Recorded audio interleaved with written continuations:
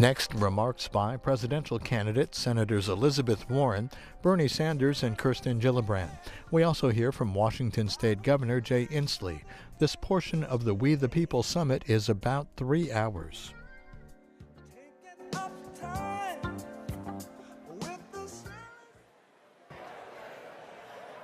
All right, welcome back, y'all. How was your wobble? Good? Yeah, I gotta stretch out before I do all that wobbling now. Be losing my breath. Okay, y'all, welcome back, welcome back, welcome back. Jamal said it earlier today from the NAACP. He said today's gonna be a long day, but it's gonna be a powerful one. And we're in the middle of our power building exercises right now, and I've got a real treat for you. Y'all, in just a second, come on back, my friends, because in just a second, we're gonna do a deep dive into exactly how we got where we are today, particularly with the impact of the far right, which represents only a small sliver of this country holding the majority of the power. Does anybody feel that day to day in your communities, what that feels like? Right? That feels like injustice, that feels like oppression, that feels like our people not getting the representation that they deserve, and we're here to change that. But at the end of the day, none of that happened by accident. It happened because of structures, systems, and policies that were put in place that didn't put people at the center. So we're going to hear from a speaker that's going to tell us all about what went wrong, and even more importantly, how we can make it right. We literally have with us today, y'all, the woman who wrote the book on it. Nancy McLean is the William H. Chaffee Professor of History and Public Policy at Duke University. She's the author of the National Book Award finalist, Democracy in Chains, The Deep History of the Radical Right's Stealth Plan for America. Y'all filling out your book list today? Okay, write it down, y'all. The book is called Democracy in Chains, The Deep History of the Radical Right's Stealth Plan for America. Y'all, she's gonna come on the stage and really lay it out for us. Lay out that history for us briefly, and then we're gonna have some time to ask her some questions. So if you've got burning questions about how we ended up in this spot, or what the heck is going on in this country, this is it. Now is gonna be your time to ask those questions. So my friends, please give me a warm round of applause for Nancy as she comes onto the stage. Nancy McLean. Wow, hello everybody. It is so amazing to be here with you, to see so many good people from so many great organizations who are actually setting the agenda for the Democratic Party candidates and aspirants for 2020. This is the way it should be, and I am thrilled to be with you and to see so many people here. So I'm a historian by trade, and that means I want to take you back in time just a little bit.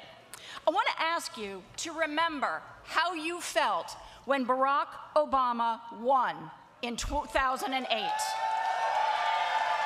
Remember that sense of possibility of a world about to be set right? Yep, bring that feeling back. Now, remember also the pitiful state of the Republican Party in 2008. One GOP insider caught it well when he said, "The Republican brand is in the trash can. If we were dog food, they would take us off the shelf." That was then. Yet now, in 2019, that party dominates 30 states, the US Senate, the White House, every federal department and agency, and the US Supreme Court. What happened? How did that party of tainted dog food achieve this stunning control? That question consumed me when I was researching and writing Democracy in Chains. There's no single answer, of course. The right has an integrated infrastructure that they've built up over decades now. They have a craven media machine. They have a willingness to say or do almost anything, including to exploit and inflame racism and homophobia for political profit. All this is true, but through it all, the right has had something else. They have had a strategy that was laser-focused on rewriting the rules of governance at every level. Why did they need to rewrite the rules? Because not only are they a minority party, they're a minority party taking dictation from right-wing billionaires who want to impose a profoundly unpopular agenda on the American people. So those billionaires, led by Charles Koch, played a very clever long game. It depended on radical rules change at every step. Step one, use a huge flow of cash to gain control over an ever-growing number of states, now 3 and 5. Step two, alter the rules of the political game in those states to hold power against the will of the people. Step three, get control over the courts of law that determine the legitimacy of the rules you wrote. I hardly need to tell all of you in this hall who work so hard on all these issues day after day of all the radical rules changes the right has imposed. Audacious and racist redistricting, lifting restrictions on dark money in politics, hobbling labor unions, voter suppression, privatization of public resources, preemption of local progressive victories, attempts to rig the state courts, packing the federal judiciary and with the Federalist Society's candidates in seats that were not theirs to give. They should have been President Obama's. The architects of all of this are pleased with what they've achieved. Koch Industries' top government and public affairs operative gloated about their success at a 2015 donor summit. He said, "We're close to winning. They don't have the real path." So please, don't fall for the pundits' mistake of believing that the Koch network and Donald Trump are at odds on fundamentals. On the contrary, Koch himself boasted at a late 2018 donor summit, "We have achieved more together in the last year than in the previous 10. While Trump plays the role of distractor-in-chief, the Koch network agenda hums along. Together, they have capitalized on how geographic representation gives less populated rural states and counties disproportionate power in our system. We talked about the Electoral College, we talked about the Senate earlier. The ever-strategic Koch grantee, Grover Norquist, has equated this chokehold, this desire for a chokehold on state-level power, which diminished in 2018, thanks to folks in this room, but is still very strong. He equated it with a Roman pilum, that is, a spear formidable enough to penetrate any shield and barbed so it cannot be pulled out, ever. That was their plan.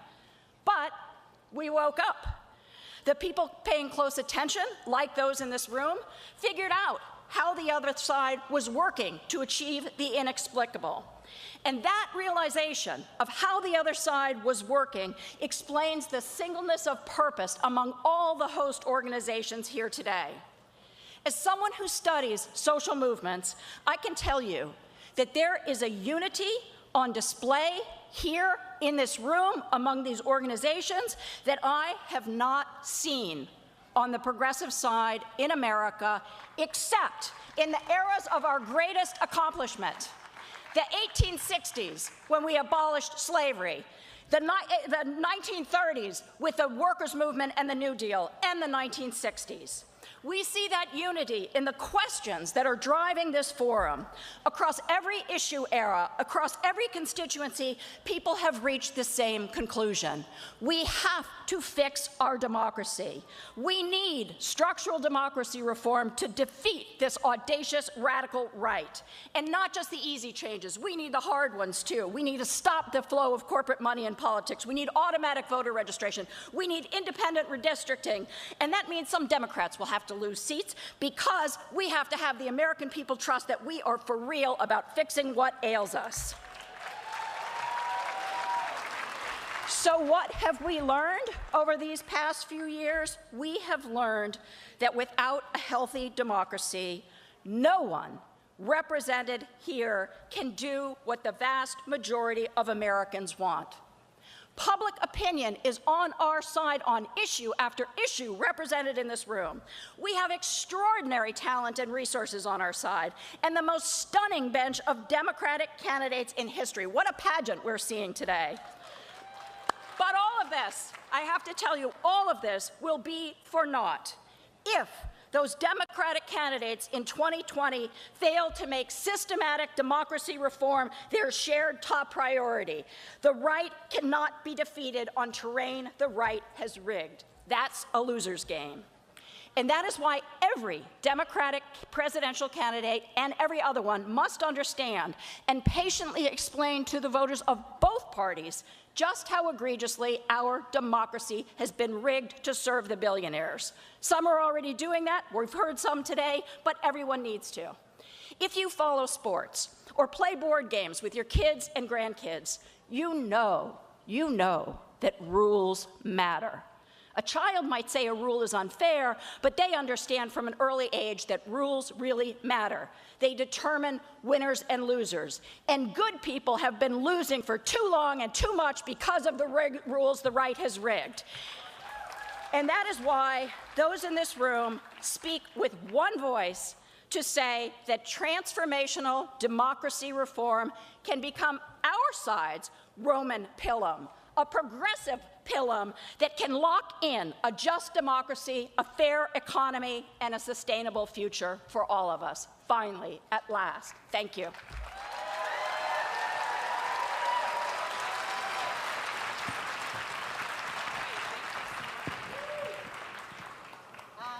So, I was telling Nancy backstage that a bunch of us read her book and we're totally convinced that what we needed to do was exactly this thing we're doing today, which is focus on our democracy to make sure that we can protect each other. So thank you so much for the work you have done to really help us to understand the very deliberate plan to destroy the democracy that allows us to actually advance every day towards the country that we want to be, a country where we are all included in the promise of freedom. So, this is a very chilling kind of realization of the challenges we are confronting. And now we're going to open it up for questions for you. We have mic runners along the audience. So the mic runners, please raise your hands. Perfect. And so when you are asking a question, please say your name, your city, and your state. And if you're here with an organization, feel free to say that too. So let me see the people who are raising their hands. Who is ready to ask a question? Here. All right, perfect. So we'll get our first question. All right, I'm Susana Reyes. I'm the Vice President of the National Sierra Club, the largest and most influential grassroots organization in our country. My question to you, and let me phrase it first, like you end your book with a call to action for democracy by quoting a Koch brothers maxim of playing it safe is like slow suicide. You've also written about a statement by the Koch brothers that their written plan to undermine democracy has led us to this fork in our road in our country. Similar to the major historic moments of the 1930s and the 1960s that you spoke about. So my question to you is, what is your charge for us in this moment? Thank you. Big question, the question of the day, I think, for all of us. And I just want to say I am so thrilled to see what you all are doing. I am so impressed at the way all of your organizations are working together. I mean, all the people on the progressive side know that silos do a lot of good work, but they can also be a challenge. You know, they can become castles that keep us apart with moats around them. And one of the things that I've seen, I've been traveling around the country a lot over the last 2 years, talking to all kinds of audiences, and I am just seeing this deepening recognition that we are an all-hands-on-deck emergency for the future of democracy in our country and for everything we value, from clean water, as people were saying before, to workers' rights, to retirement security, women's control of our own bodies, dealing with climate change. So much is at stake that we all have to be paying attention. We all have to be organizing, but we have the tools. We have to remember two things here. I actually think the single most important finding of my book is to see the architects of this, what we're facing on the right, saying again and again in their own words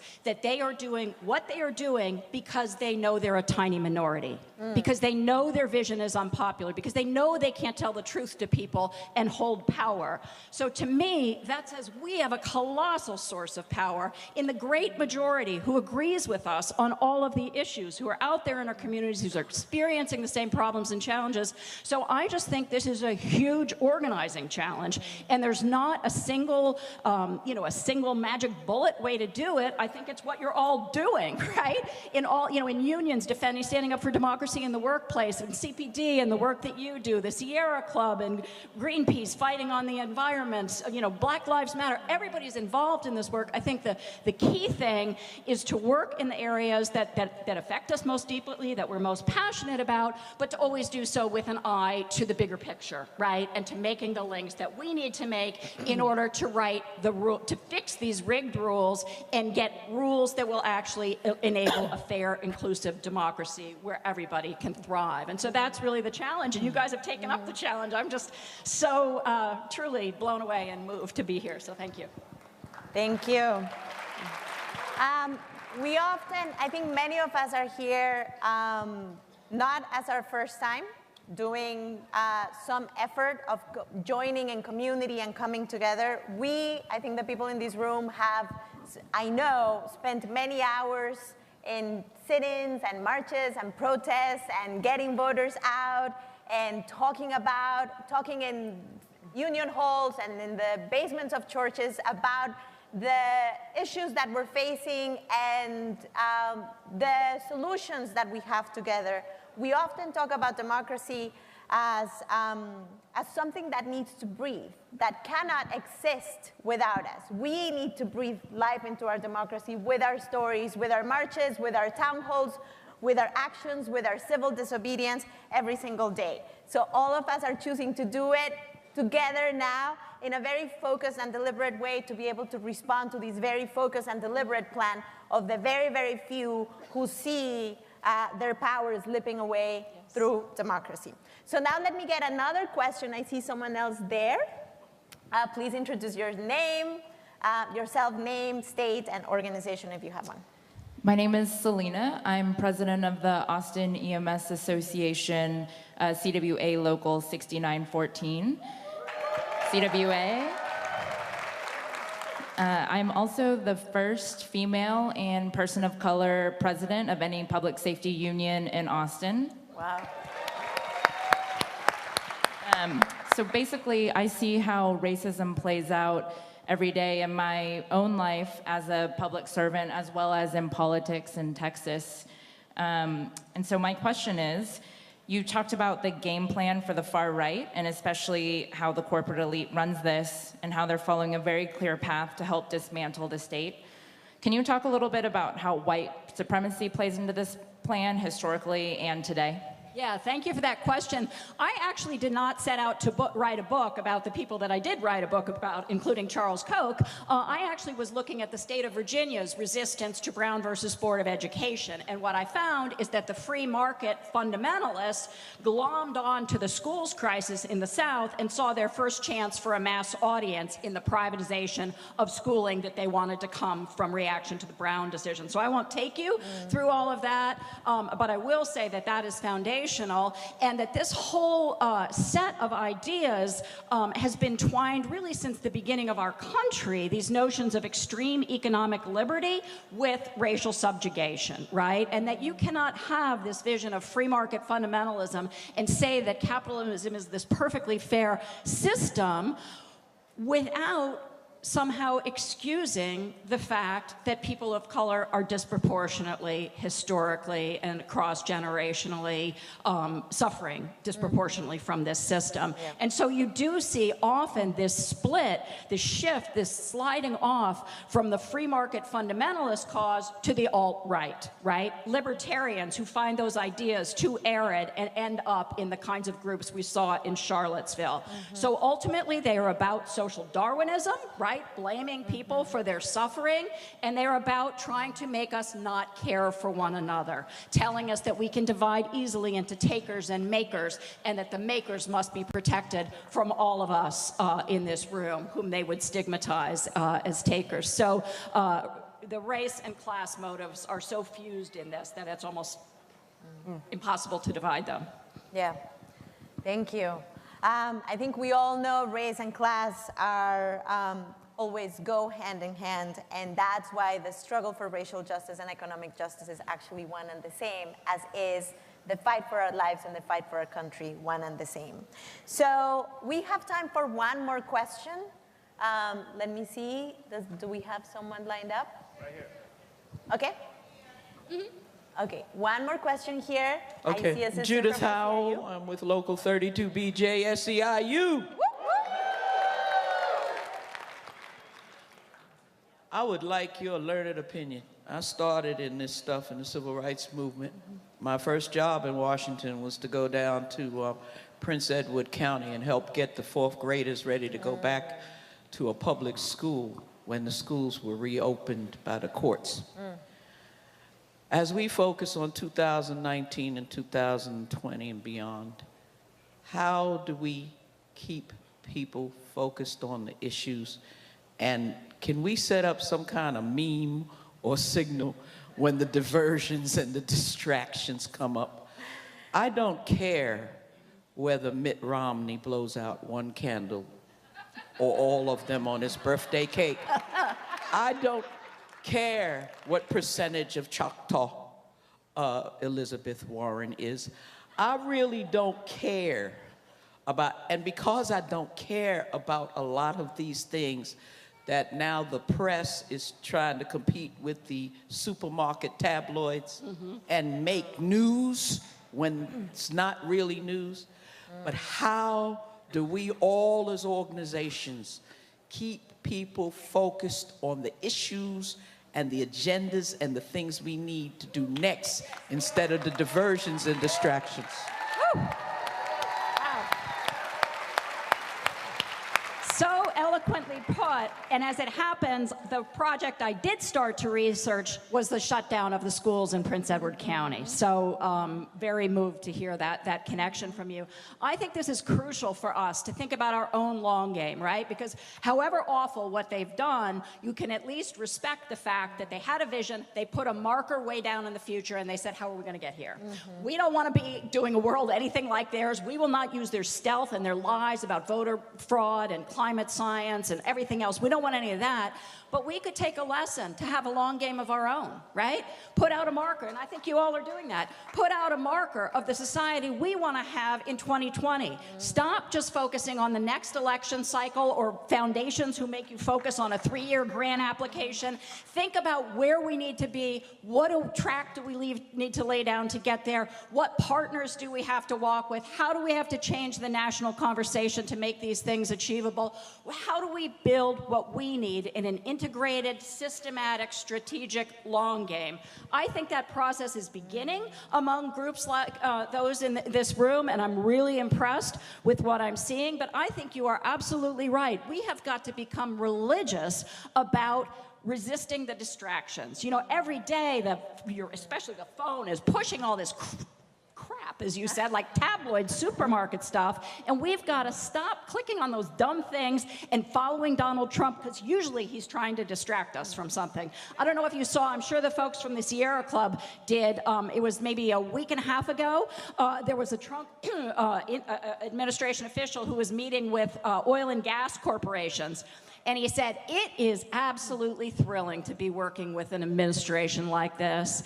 This president has a knack for taking the attention of the American people and the press away from what we're doing so that we can get this work accomplished. So we have to know that that is the kind of way that they're playing, right? And then we have to say, what are our goals? What are our long-term strategies? What do we need to be doing, you know, this week and next in order to move our own long plan of an inclusive, robust democracy with shared prosperity and a sustainable planet with clean water and air for everyone? That is our project. And folks in this room know better than I do how to do it. So thank you for your work.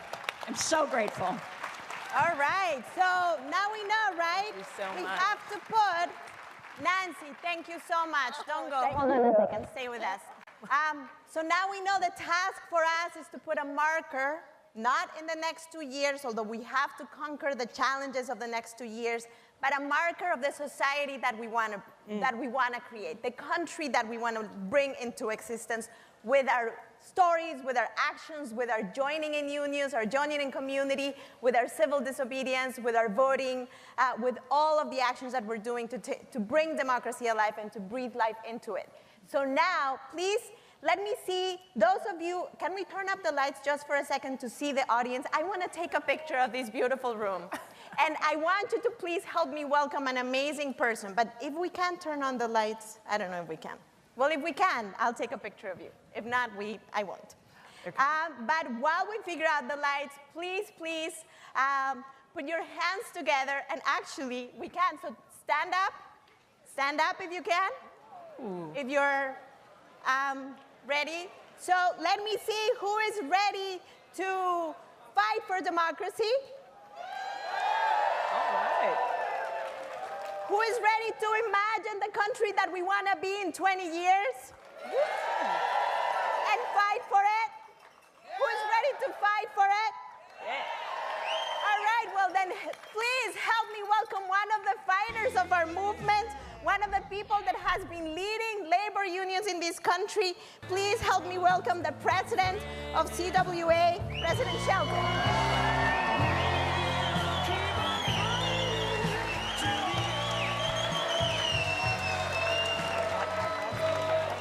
Good afternoon, sisters and brothers. I have 25%, but... Are there some people from CWA here? All right. You know...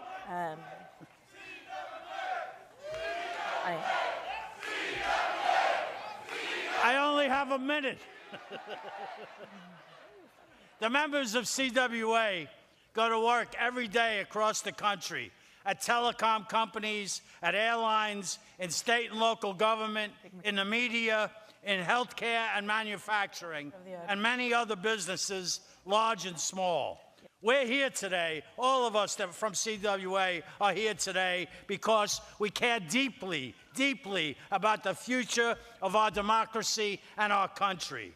We will never, ever see meaningful progress on the issues we care about, like creating good jobs, strengthening the freedom to join a union, and ensuring that everyone has access to affordable, quality health care and a secure retirement until we reclaim our democratic power as working people and reduce the influence of CEOs, the Wall Street elite, and the 1% who have rigged our political system to their benefit.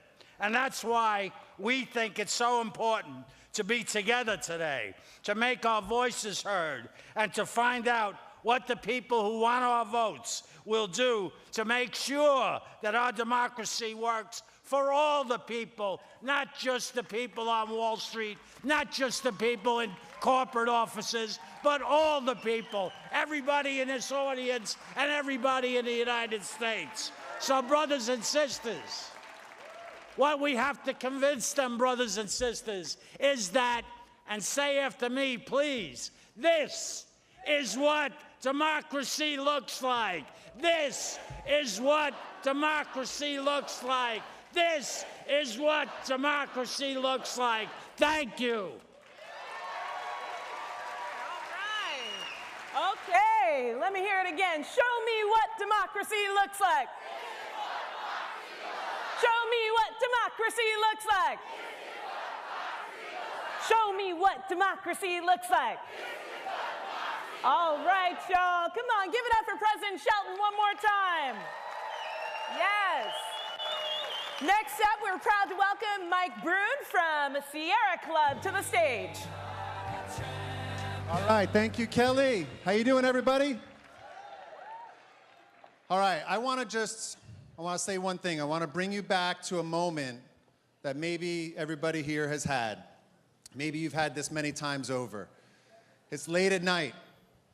you're watching TV, you're reading news on your screen maybe, and you just watched another outrage coming from this administration.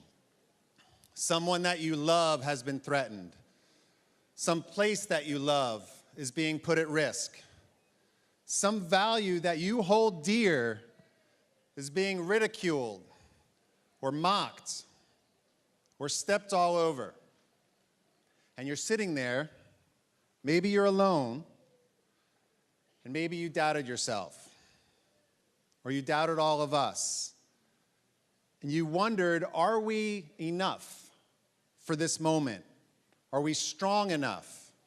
Do we have enough love in our hearts to respond to the challenge of this moment? And eventually you went to sleep, fitfully. And then you woke up and you organized. You made a phone call. You knocked on some doors. You agitated. You litigated. You strategized. You plotted. You schemed. You did not give up. You never gave up. So I'm here to say thank you. Sierra Club stands with you. We stand with immigrants and immigrant families. Sierra Club stands against the border wall.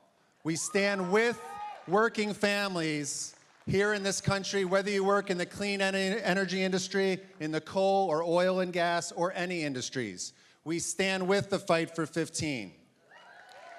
Sierra Club, we explore, we enjoy, we protect the planet, and we're working for a 100% clean energy economy that works for everyone.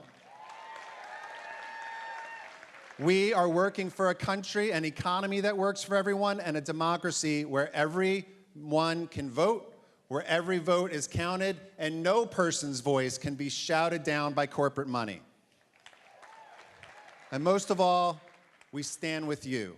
Thank you for your resilience, for your determination, and your beautiful, contagious, and outrageous optimism. Thank you. All right. Thank you so much. Thank you. All right, y'all. Thank you so much. My friends, my heart is just feeling full right now. Anybody else feeling that kind of fullness in the room, that kind of hopefulness in the room today? You know, earlier today, Senator Booker brought in the name of Brian Stevenson, who wrote the book Just Mercy. Have y'all read that? Yeah. Well, if you don't read it, Michael B. Jordan's about to be in the movie version in 2020, so look out for that. But in the book, Brian Stevenson says, the only way to really understand somebody or to understand the problems that are ailing people is to be close to them. And when we think about the challenges in our community, there's no one that's closer to them than the people in this room, the people that are living and experiencing the barriers our folks experience every day. Now, the problem when we're trying to dismantle this democracy is that it feels like it's far away from us, but really we know that these problems are close to us and they're things that we can solve. And the reason I wanted to say that is because we're going to invite somebody up here in just a second who knows about solving the big institutional problems of today because they're impacting our folks every single day. Our next candidate that I want to introduce grew up in Oklahoma. She's one of 4 children in a middle-class family. She became a teacher, then a law professor, and then the senior senator from Massachusetts. Oh, somebody knows who I'm talking about now. She spent her career studying why America's middle class has been hollowed out and taking on the forces that got us here, from the big banks and the credit card companies to for-profit schools. Come on, y'all, give me a warm welcome for Senator Elizabeth Warren.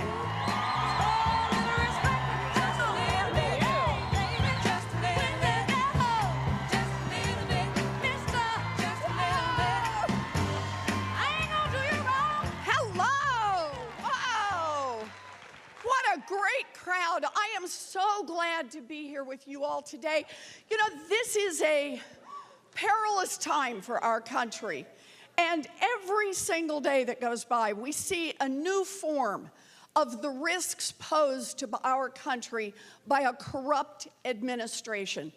We woke up this morning to find out that at least 25 people in this administration had been denied security clearances. Yeah, why? Oh, because they had ties to foreign governments, because they had conflicts of interest, because they had financial problems that made them vulnerable. And what does the President of the United States do? Instead of saying, hey, whoa, my responsibility is to watch out for the American people, no. These are friends. These are people with money and with connections. And the answer was, just ram them on through. You know, the Trump administration is a walking, talking, living, breathing threat to national security. And we just have to call it out. And that's what I want to talk about today. I want to talk about corruption. I want to talk about this cancer on our country. Corruption and opportunity. Look, I see it this way. Yeah, I was born out in Oklahoma in a family that didn't have much. We were very much paycheck to paycheck. I have 3 older brothers. I'm the late in life baby, often referred to as the surprise. And by the time I was in middle school, the boys, as they are called to this day, the boys were all off. They had joined military and they were all off. There was just my mama, my daddy, and me. And my daddy had a heart attack, a really serious heart attack. And we thought he was going to die. He pulled through, but he couldn't go back to work. So, long time goes by, we lose the family station wagon. At night, when I go to bed, I hear my parents talking, and that's when I learn words like mortgage and foreclosure. And one day, I walk into my parents' bedroom, and on the bed is the dress. Some of you know the dress. It's the one that only comes out for weddings, funerals, and graduations. And my mother's in her slip and her stocking feet, and she's pacing. And she's saying, "We will not lose this house. We will not lose this house. We will not lose this house." She's crying. She's 50 years old. She's never worked outside the home. And she is truly terrified. So she finally pulls it together, puts on that dress, puts on her high heels, blows her nose, and walks to the Sears, where she gets a minimum wage job. Now, that minimum wage job saved our house, and it saved our family. And if you want to know who I am, there's the story.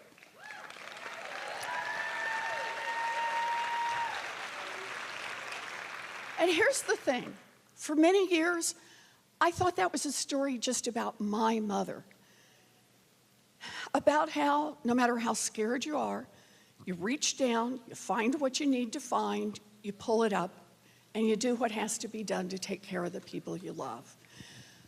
What I discovered years later is it's the story of millions of families across this country. People who reach down, do what has to be done, pull it up, and take care of the people they love.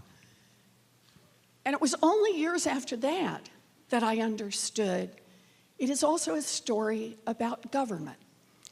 Because when I was in middle school, a full-time minimum wage job would support a family of 3. Today, a minimum wage job in America full-time will not support a mama and a baby and keep them out of poverty. I am in this fight because I want a government that cares a whole lot less about corporate profits and a whole lot more about families like ours.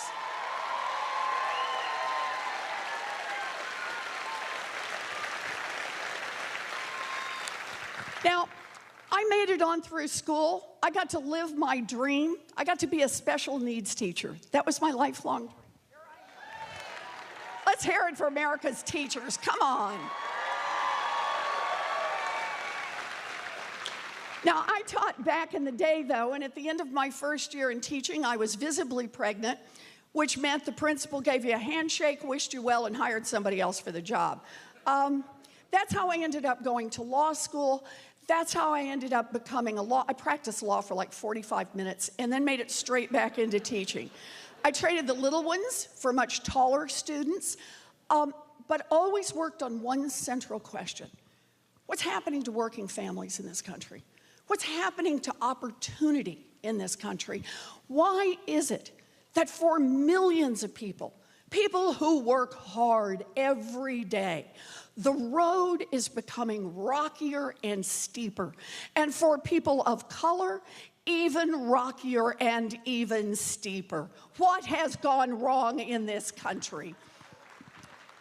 So I look at this, and here's what I discover. It is not an accident.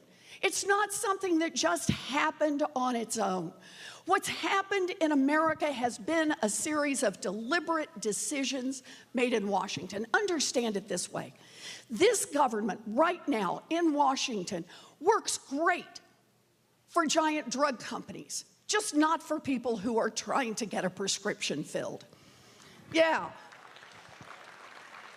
It works great for giant oil companies that want to drill everywhere, just not for people who are worried about the impact of climate change that is bearing down on us.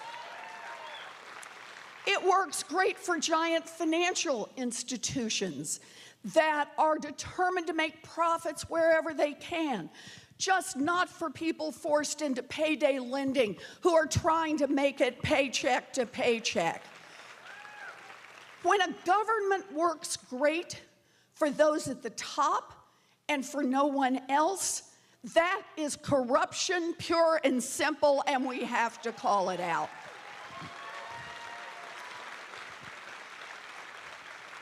And the impact of that corruption is felt everywhere. For a generation now, adjusted for inflation, incomes are basically flat in this country.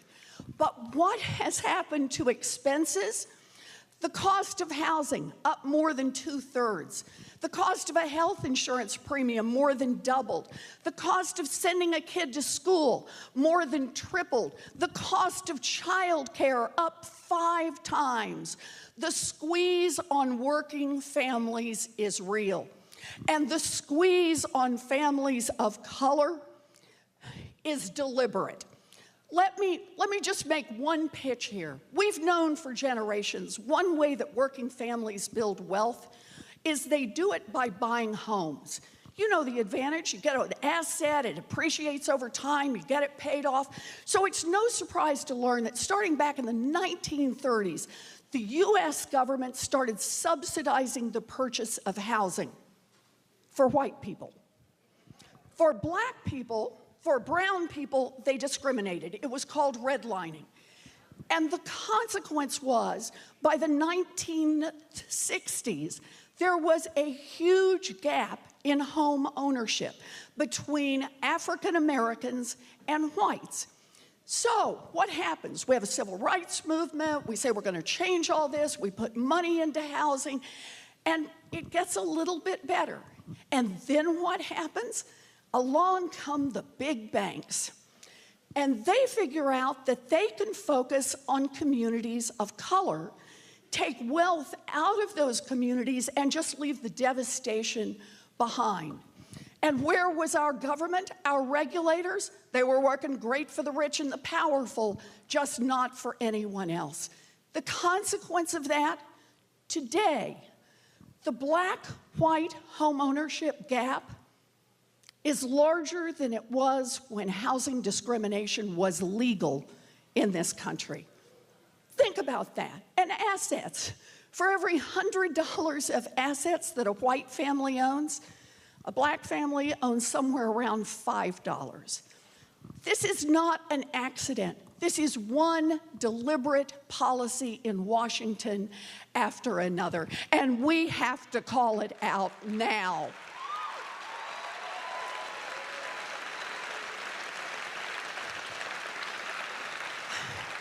That's step one, is to call it out.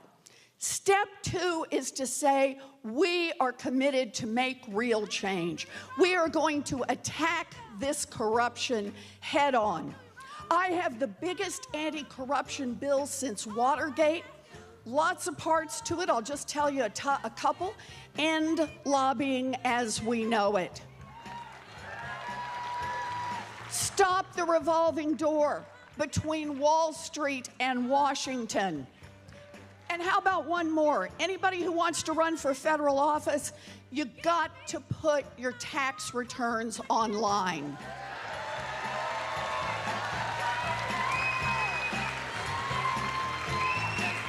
Attack corruption head on. They're going to play me off here, but I'm going to say 2 more things. We got to rewrite the rules in this economy. And that means more power in the hands of workers. We need to make it easier to unionize and give those unions more power.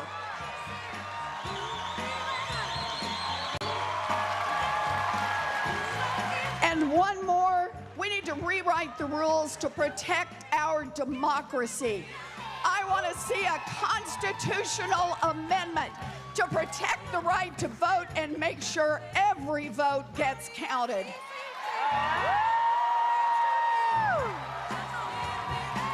We're in this fight together all the way. You bet. I ain't gonna do you wrong. Where you going?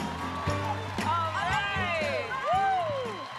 Thank you so much. Thank you so much. Oh, can we do another 20 minutes or so? Well, come on and join us. We're not done yet. We're not done yet. We're in this fight. All We right. are. No, We are. You're gonna love this part. I promise you're gonna love this part because now you'll get questions from people who traveled all the way here to talk to you. I'm ready. So this is how it's gonna work. I will introduce the people who are asking questions. You'll have about 6 minutes. Kelly will help you stay on time. So if you're going too long, she'll tap your shoulder.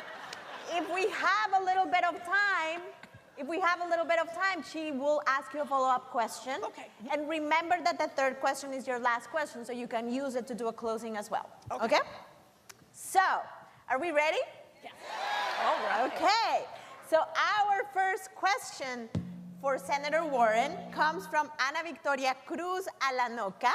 Ana Victoria is 16 years old, and that's right.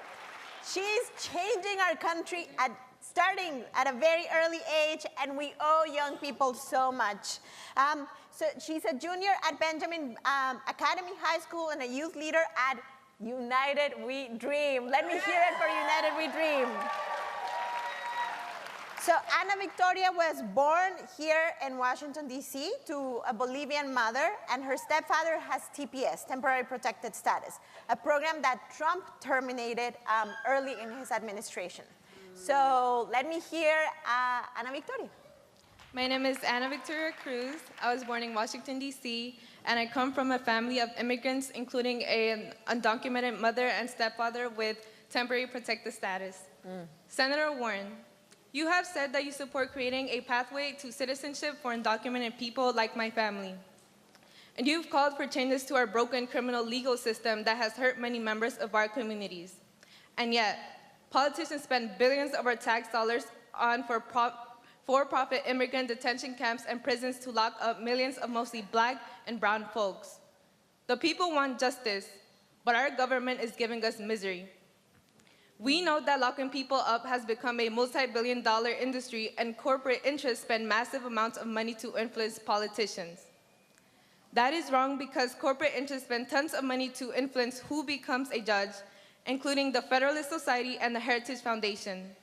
When our courts are packed with judges and justices brought by corporations and special interests, our communities are denied justice, and our democracy dies. As you work to reform our justice system, what will you do to stop dark and corporate money from influencing both the nomination process as well as sitting judges so people can get a fair shot at justice? Thank you. Oh, thank you. So that is a great question, Ana Victoria, and I want to start by saying this is what I was talking about at the beginning. This is how I frame the whole problem. The system is corrupt. It works great for those at the top. It works great for anybody who can hire an army of lobbyists and lawyers and bought and paid for experts and think tanks and PR firms. It's just not working for the rest of us. So every issue that we talk about, racial justice, economic justice, environmental justice, every issue we talk about goes right through decision-making in Washington that is influenced by those with money and power. And this is why I believe where we start this conversation in the other direction is to fight back against the corruption. Private prisons have no place in an American criminal justice system, period. And that's true whether we're talking about detention centers for immigrants, or it's true whether we're talking about incarceration for people as part of the criminal justice system. No. But here's the point. Once it starts, it's exactly the way you described it. There's now somebody out there to lobby for it, wants those contracts. Do you know that there are places now in the United States where the state or municipality makes a contract with a private prison and guarantees the number of people who will be put into prison? That's not equal justice under law. That's just grinding human beings through a system in order to produce profits for those at the top. And we can't do this. So, that's why everything I call for starts with big systemic change. How do we reduce the influence of money and power in Washington? We start with an anti-corruption bill. There's part one. Part two, we push on giant corporations that right now just roll through this economy. Think about it. They roll through towns, they roll through their employees, they roll over their customers. We need to get more power back in the system, and that means more power back in the hands of employees. That means making it easier to join a union and that unions have power in negotiations.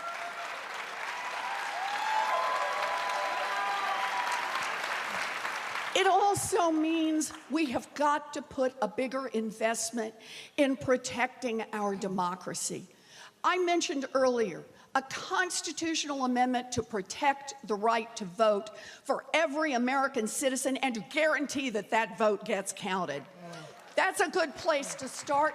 But how about if we repeal all of the voter suppression laws? Overturn Citizens United. Democracy is not for sale. Because when we have more power in the hands of our people, we can fight back against the power that's concentrated among the wealthy and the well-connected. So for me, every part of this is about making the big systemic changes so that we have an opportunity to have a government that reflects our values. You know, I went down to the border and saw the people locked in cages. I saw cages of little girls. That is not a system that makes our country any safer, and it is certainly not a system that reflects our values.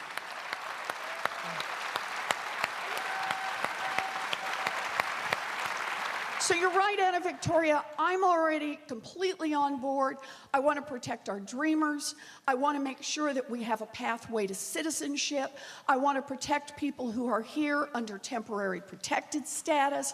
I want to reform our visas. I mean, it's every part of this. But what it is more than anything else is I want a government that no longer reflects the interest just of the rich and the powerful. I want a government that lines up with the values of the rest of America. That's where I put. All right. We can get excited about that vision. Yes. I get excited about this. I do too. I think everyone here really does. So now we're going to hear from Chuck Tyler. Chuck is a decorated U.S. Army combat veteran and a veteran campaign professional from Charlottesville, Virginia, and a proud member of Move On. Since his honorable discharge in 2003, Chuck has worked on issue and candidate campaigns across the country, from President Obama's campaign in 2008 and 2012 to Healthcare Voter and Vets Against Hate. And today he lives in Florida because he has this terrible habit of going to places where the fight is happening. And it is happening in Florida. And we are so happy that Chuck is here with us today. So Chuck, take it away.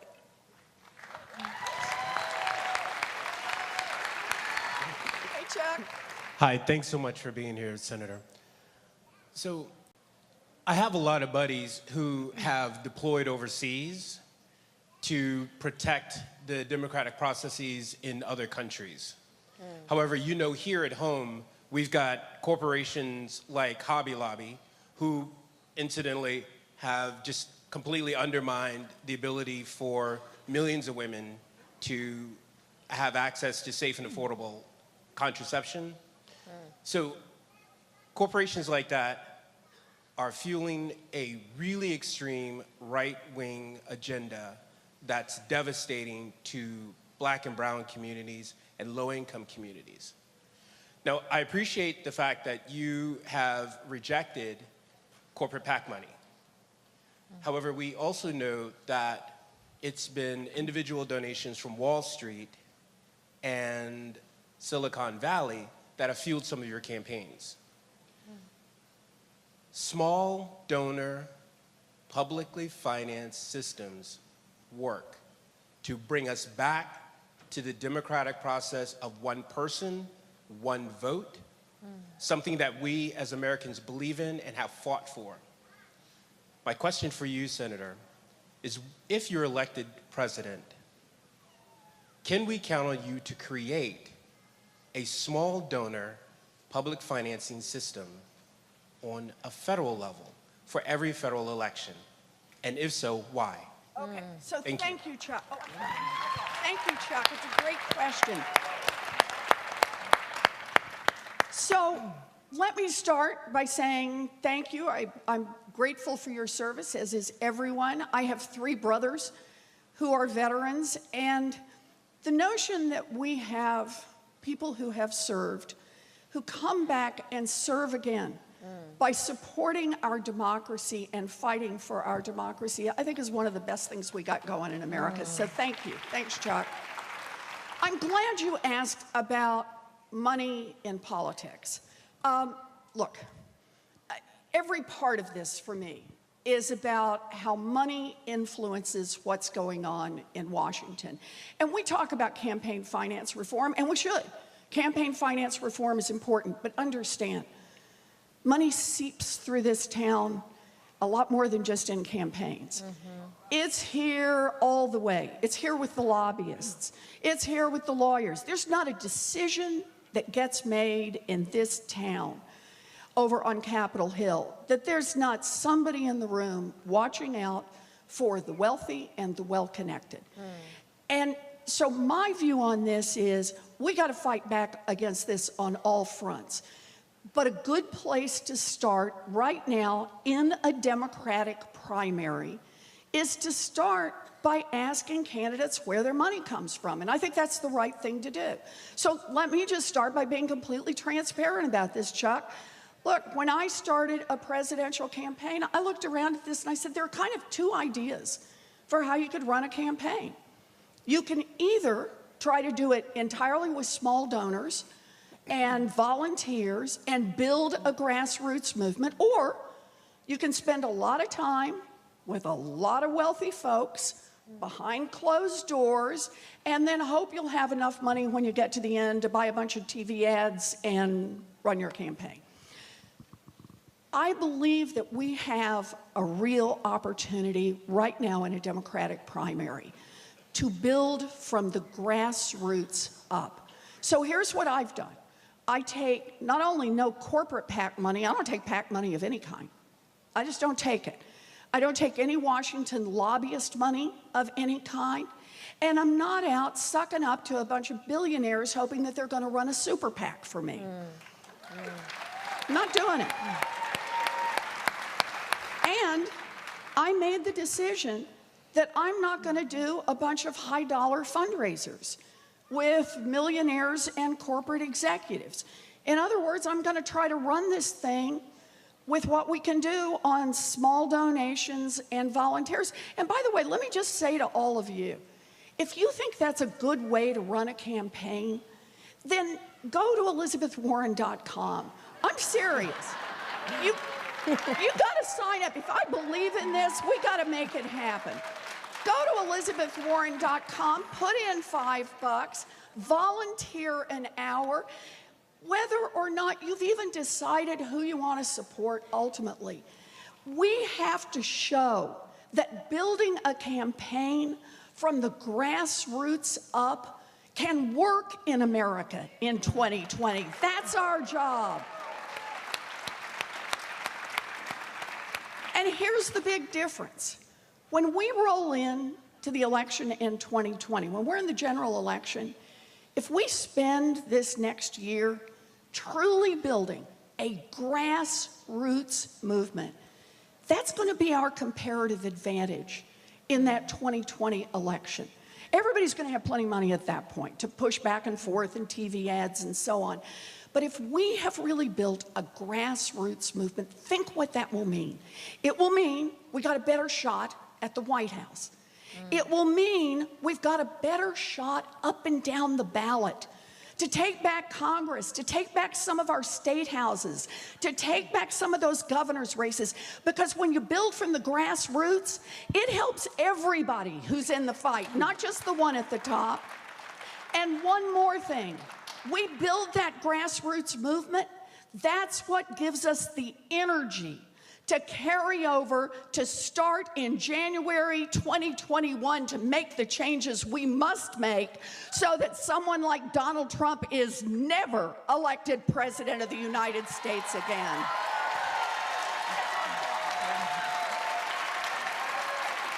All right. Thank you so much, Senator Warren. I do want to ask a follow-up there because what Chuck brings up is so important here. You mentioned, and your personal commitment is admirable. This is the way campaigns should be run. I'm so happy to see you doing that. At the same time, you mentioned money is flowing all through this town and disrupting the people's will and the democracy. So if you were to be elected president, can you tell us in your first 100 if you were to be elected president, tell us in your first 100 days, what sort of system levels changes would you be pursuing to take money out of politics? Are there specific policies you would be fighting to advance? Absolutely. In fact, I can tell you where to go look for them. I have introduced the biggest anti-corruption bill since Watergate.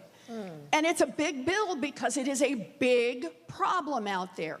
I was giving some of the pieces on it. It's to break up lobbying as we know it. You know, again, I want to go back to this point. Everything you think about that you want to see happening in government. You want a government that's going to be responsive on climate change, fast, now, see it as urgent. Not so long as the oil industry's calling the shots in this tile, right? You want to see better gun safety? Not so long as the NRA is calling the shots. Oh, we may be able to get a piece here or a sliver over there. But if we want big systemic change, it's going to mean attacking the corruption head on. And that means campaign contributions. I'm with you, Chuck, on small dollar, finding ways to do it, federal financing, lots of ways we can look at this. But it can't stop there. It's got to be attacking the lobbying. It's got to be attacking the fact that there are no basic enforcement of ethics rules anywhere in this city. How about we start out with the United States Supreme Court has to follow some basic rules of ethics. So, amen. You don't even have to say first 100 days. I'm ready in the first 5 days to go after corruption. That's what we have to do. We knock those guys back on their heels, and then we got a chance to pass a wealth tax. Then we've got a chance to pass universal child care. Then we've got a chance to pass a real housing bill to build 3.2 million new housing units across this country. We have a chance for Medicare for all. We have a chance to make the changes that people want us to make, that will make a difference in their lives, even if the drug industry doesn't like it or the NRA doesn't like it. This is our chance, but it's going to take restructuring. We've got to do it on corruption. We've got to do it by fighting back on corporate power, and we have got to do it on protecting our democracy so there's some real accountability in this country. All right. Thank you. Okay, so here is your final question. Okay. We're going to cut the time a little bit just because we're running a bit late, sorry. So just imagine yourself speaking for 4 minutes about. So the next question comes from Belinda Freeman, who hails from California and is a student at Clark Atlanta University in Atlanta. And she's the founder and president of the university's chapter of Planned Parenthood Generation Action. And, you know, speaking of the Supreme Court, she has led campus-wide conversations on sexual assault on campus, and the gender, race, wage gap, and civic engagement. Belinda is also a first-generation Ghanaian American and a reporter for her campus television station. So now, Belinda, take it away. Hello, Senator Warren. Thank you for coming and answering my question. The right to vote is among the most fundamental in our democracy. This right hasn't been fully realized by most Americans, especially people of color. It is harder to vote today than a decade ago in 25 states after the Voting Rights Act was gutted and millions of Americans' voices were silenced.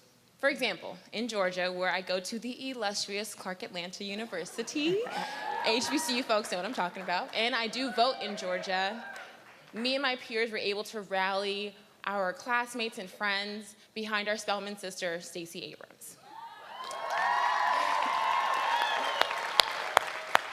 We were excited and we were energized, and then election day came, and it was absolutely heartbreaking to get numerous direct messages, text messages, calls from my friends that were held up at the polls. Some were saying they were getting offered provisional ballots instead, or they were turned away because their name didn't exactly match their voter registration because they didn't put their middle name. All of that work kind of just was washed away, and a lot of them were just really defeated. See, we want to be civically engaged, but there are so many concerted efforts to discourage us. More than 100,000 people were purged from the voter rolls, and another 53,000 registrations, mostly black people, were held up before the 2018 election. Voter purges and exact match requirements disproportionately disenfranchise communities of color, Asian Americans, Latinx Americans, Black Americans, Native Americans, and countless other communities. We're living and existing in the new Jim Crow. These and other voter suppression tactics would have been stopped by the preclearance in the VRA. Now, we understand that as president, you cannot single-handedly reverse this, but there's a lot that you can do. What are your specific plans to end this country's ongoing assault on people of color's access to the polls? And how will you ensure that everyone has full access to the ballot box? All right, good.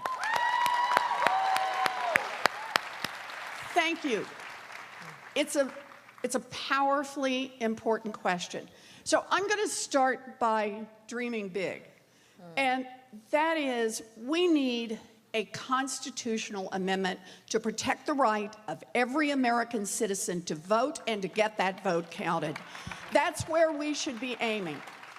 I'm all for restoring the Civil Rights Act on this. I'm all for the Voting Rights Act to strengthen it. I realize that's easier than getting a constitutional amendment. But look, you don't get the big change if you don't get out there and fight for it.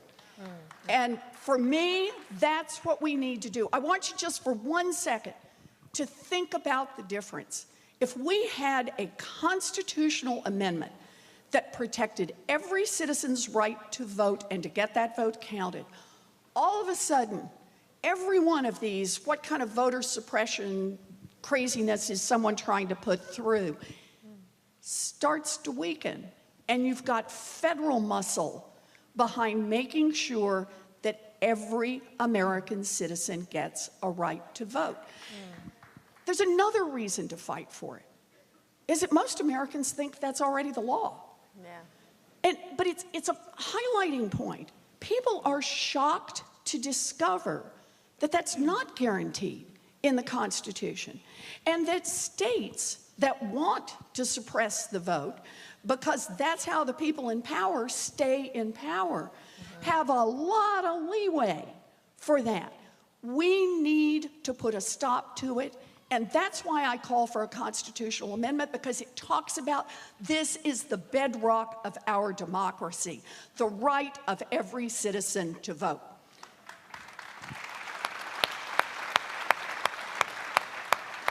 So give me the chance, and as President of the United States, I'll get out and stump for this. I promise. I will get out and fight for it. I will make it a national issue. It also means, as part of it, we'll ask Congress to restore the Voting Rights Act. We get in on that one. Ask Congress to roll back these voter suppression laws all across the country. Use federal law to override the state law when they're taking away the rights of American citizens.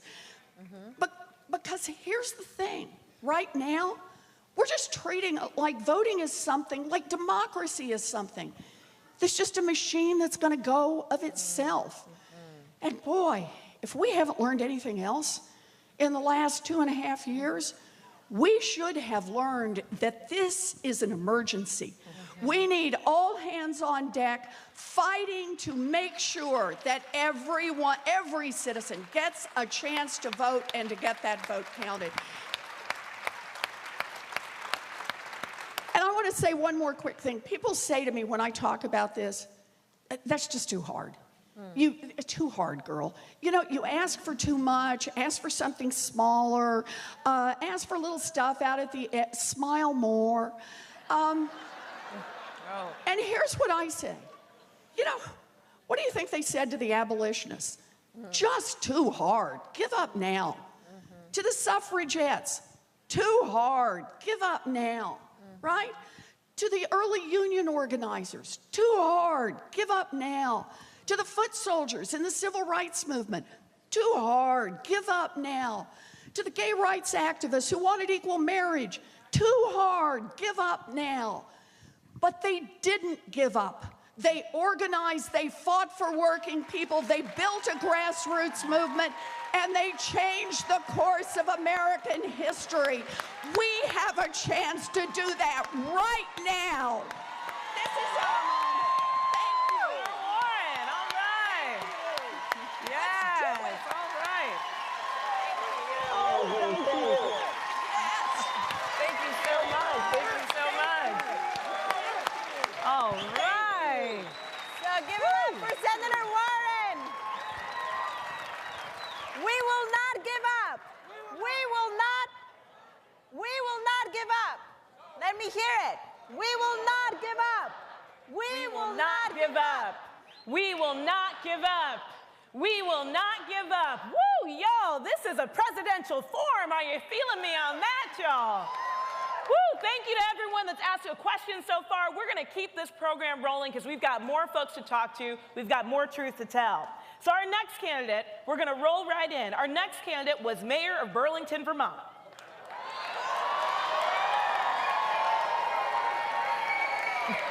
He spent 16 years as Vermont's only representative in the House and is now in his third term as a United States Senator from Vermont. You might know him from taking on the big banks, income inequality, and championing Medicare for all. In his career, he's focused on issues including a $15 minimum wage, labor rights, environmental protection, campaign finance reform, and criminal justice reform. Y'all give it up for Bernie Sanders.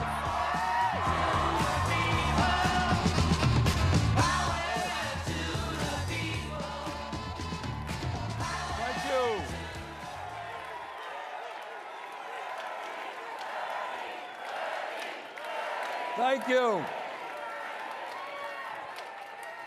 It is an honor and a pleasure to be here with you. And I will tell you why.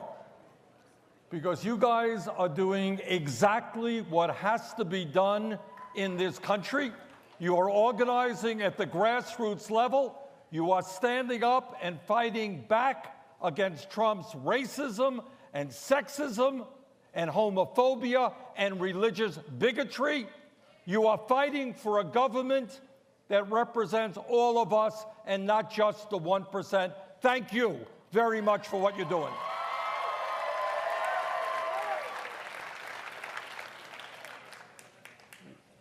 The crisis that we are facing today is not complicated. It has everything to do that we have a government that ignores the needs of working people, ignores the needs of minorities, ignores the needs of women, yet works overtime for wealthy campaign contributors and the 1%. And what our job is not radical. It's what the American people want. They want a government which represents all of us, not just the people on top. So thank you for helping to lead that fight. Now, in the midst of a lot of bad news that comes from the White House, I want to give you some good news. And that is, we have come a long way over the last 4 years, and you guys are part of the progress that we have made. Let me give you some examples. 4 years ago, when I ran for president, and some of us were talking about raising the minimum wage to $15 an hour, we were told we were crazy. It was a radical idea. Remember that? Imagine doubling the federal minimum wage. Well, guess what's happened? 6 states have already voted to raise that minimum wage. And a few weeks ago, the U.S. House of Representatives Committee on Education and Labor voted out of committee a bill to raise the minimum wage to $15 an hour. A few years ago, we were saying, we're living in a competitive global economy, and if this economy is going to be successful for working people, everybody in this country, regardless of income, has the right to get a higher education. People said, oh my God, that's just too radical, can't be done. In the last 4 years, all over this country, cities and states are moving to making public colleges and universities tuition-free and to substantially, and this is what our job is, we are going to substantially, if not completely, end the outrage of millions of Americans dealing with student debt in this country.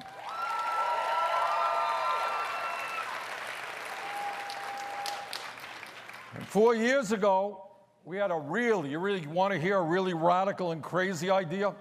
I mean, this is so radical, I hesitate to bring it forward. Imagine, the establishment went crazy, media went nuts, still is. Imagine the United States joining the rest of the industrialized world and guaranteeing health care to all people as a right, not a privilege.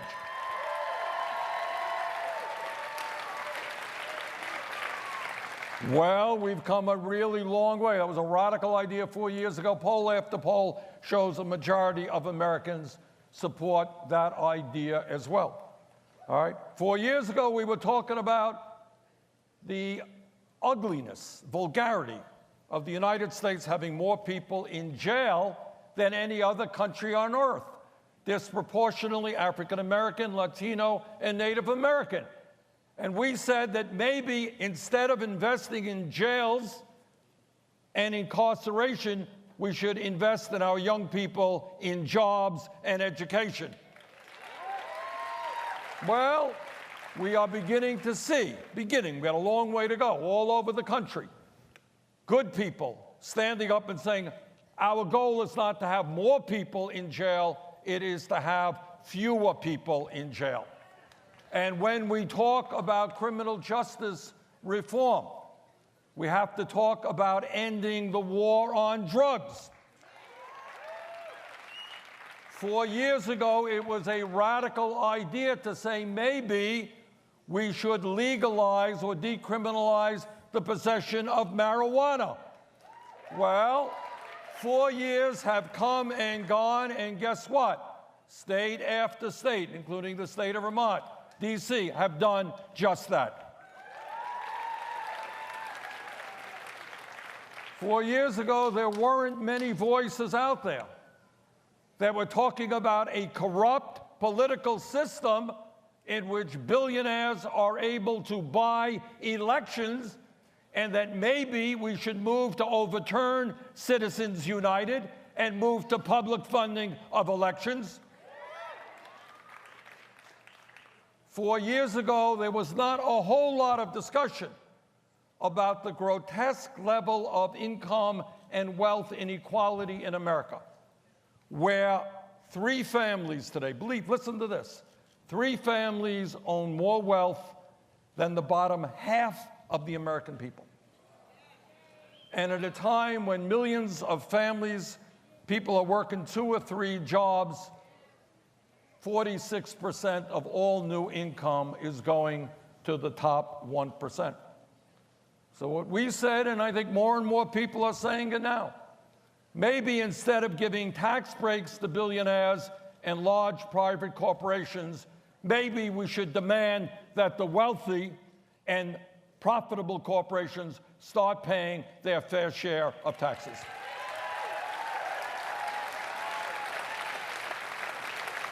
The mantra of our campaign is not me, but us.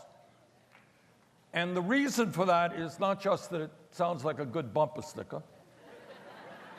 The reason for that is the simple truth. No president, no matter how well-intentioned or honest he or she may be, can do it alone. So I'm going to tell you what very few people will tell you, is that the power of Wall Street, the power of the fossil fuel industry who lies to us every day about climate change, the power of the insurance companies, of the pharmaceutical companies, of the military-industrial complex, that power is so great that the only way we defeat it is when millions of people, black and white and Latino, Native American, Asian American, gay and straight, immigrant and native born, unless we come together and say to Trump that those days of hatred and divisiveness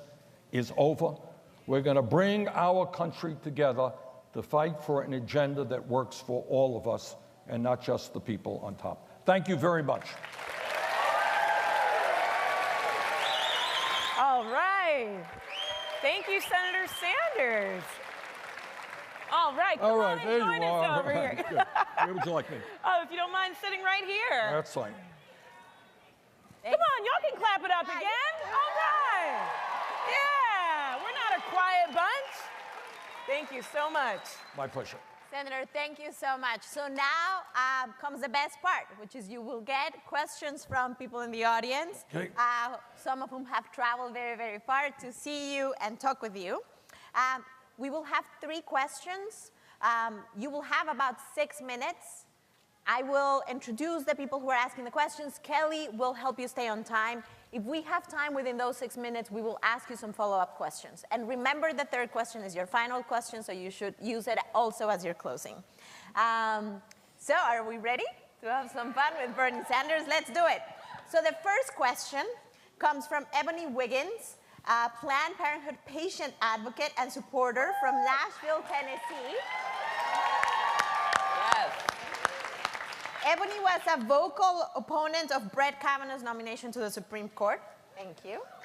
And has publicly told her story to show what is at stake for the right to safe and legal abortion in this country. Ebony, take it away. Hi, thank you, Bernie. Thank you for being here. Also just want to say R.I.P. Nipsey Hussle for giving me so much strength to talk to you right here. For the culture, for the culture. So Bernie, 1 in 4 women will have an abortion in America. I'm one of those women. I'm 27 years old. I had my abortion when I was 22, so about 5 years ago. I can sit here and tell you today, yesterday, and back then that I'm 110% shameless within my choice.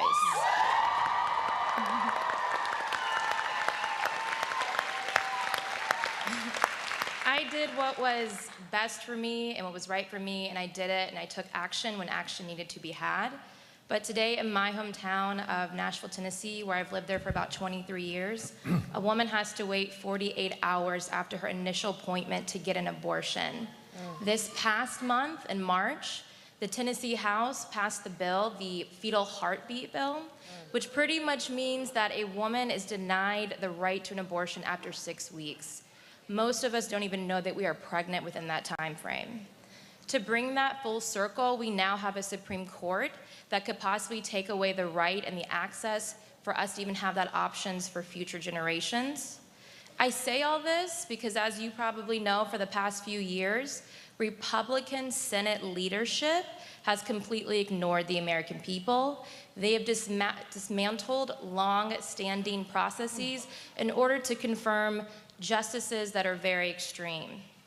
One of these examples is the obstruction of President Obama's nominee, Merrick Garland. And then, after that, they want to go ahead and change the rules to confirm Justice Gorsuch and the infamous Brett Kavanaugh, despite his unwavering public disapproval. With this increasing political influence on our judiciary, specifically with the Supreme Court, it is clear we must restore legitimacy within our court on a federal and state level. There have been a few ideas that have been presented. Some people have said that maybe we need to increase the seats on the Supreme Court from 9 to 11 to even maybe 13 to bring that balance back, right? Others have also recognized that America, as a democracy, we are the only democracy in the world where these justices have a lifelong appointment, and that maybe now is the time where we need to put some limits on those terms. I'm asking you that if you become president, what sort of reform measures would you take to restore legitimacy to our federal courts, along with allowing elected officials to govern successfully, and most importantly, ensure that fair-minded, unbiased, non-political people serve on the bench? Can I stand up? Yes, absolutely. First of all, thank you very much for your courage. Okay? It's not easy coming up here and saying what you did. And as a strong supporter of Planned Parenthood, I want to applaud the grassroots activism of Planned Parenthood and standing up and not only fighting against these horrific anti-woman legislation that we are seeing all over this country, but standing up and saying that women will not accept, and men will not accept, the defunding of Planned Parenthood so that millions of women will no longer be able to get the health care that they want. All right, thank you very much for that. Second of all, in terms of the issue of choice, you know, I understand, and we all understand, that there is a division in this country.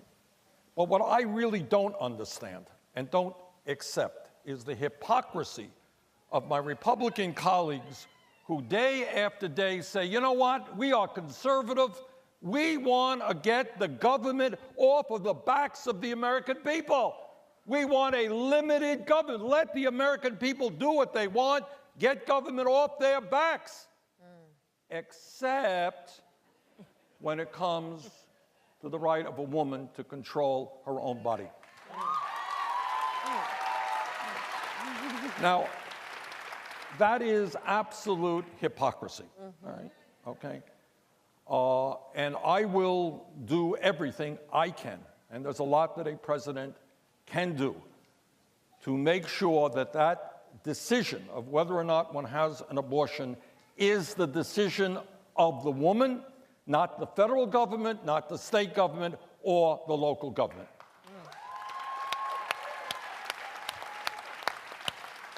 Okay, in terms of the Supreme Court, here is my concern about expanding the numbers of the Supreme Court, say if the Democrats are in a position to do that. What my worry is that the next time the Republicans are in power, they will do the same thing. So I think that is not the ultimate solution. What I do think may make sense is, if not term limits, then rotating judges to the appeals court as well, letting them get out of the Supreme Court and bringing in new blood. But at the end of the day, this is what I do believe. And it's not only about a woman's right to choose about the courts. What we have got to do is demand, and this is what my campaign is about, and it's what all of your efforts are about. We have got to grow the voter turnout in this country, which is now one of the lowest in the industrialized world, to the highest in the industrialized world. We have got to get young people participating in the political process in a way that we have never seen before, because at the end of the day, no matter how cynical folks here on Capitol Hill are, they know that if millions of people stand up and say, we will not allow you to overturn Roe v. Wade. We will not allow you to take away the constitutional right of a woman to control her own body. When people stand up and fight back, trust me, that message reverberates even on Capitol Hill. So thank you very much.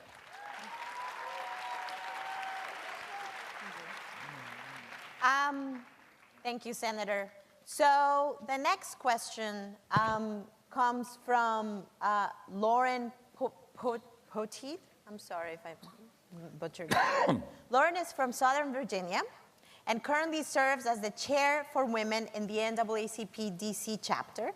And she's an inaugural member of the NAACP Next Gen program, which trains millennials to assume leadership roles within the organization. Great. And one of the running themes of today has been the role of young people in transforming this moment, transforming our democracy, and really painting a vision for the future. So we are so excited that Lauren is here. Hello, Mr. Sanders. So excited to be here today to ask you a question, one that's very important to me as a person of color. I come from Southern VA, Danville to be exact. Hey, Danville, any Danville? No Danville? Okay. It's very close to Charlottesville, Virginia, and as you know, back in 2017, there was a horrific violent protest, racially charged, and it really hit home for me, the horrible face of racism that's in the United States. And so my question to you is, which we did ask Elizabeth Warren earlier, but now want to hear from Bernie Sanders, if you do become president in the 2020 elections, during your first 100 days in office, what plans of action do you plan to address when you're talking about voter suppression, making it feasible for everyone to get to the polling offices and to kind of stop this ongoing attack on people of color's voting rights? Thank you. You know, thank you very much. Thank you for that excellent question. Let me speak personally on this. You know, I was mayor of Burlington for 4 terms. I was elected to the Congress, elected to the Senate. During my political career, I lost the elections. When I started out, I was on a third party. I got 2% of the vote. And the next election, I got 1% of the vote. So there you go. Last time around, I got 70%. So you make progress over the years. But here's my point. Honest to God, it never occurred to me as a candidate, running for re-election or running for anything, to sit down and talk to my friends and say, you know what, we're weak in that part of the state.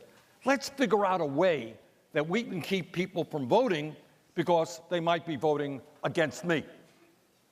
And what I say to those Republican governors and attorneys general all over this country who are working overtime to try to suppress the vote for people of color, for young people, for poor people in general, what I say to them from the bottom of my heart is if they don't have the guts to participate in a free and fair election, they should get the hell out of politics and get a new job. You know, in politics, you win elections and you lose elections. Our job is to make it easier for people to vote, not harder for people to vote. So what do? We do a couple of things in terms of election reform, and this is something that must be dealt with by the next president immediately. And that is, if you are 18 years of age in the United States of America and you're a citizen of this country, you have the right to vote. End of discussion. And that is from Maine to California to Georgia to Alabama to Mississippi. And second of all, we have got to work hard to put language back into the law that the Supreme Court did when they gutted the Voting Rights Act. And thirdly, I believe, and I've introduced legislation to encourage people to vote, to have Election Day as a national holiday.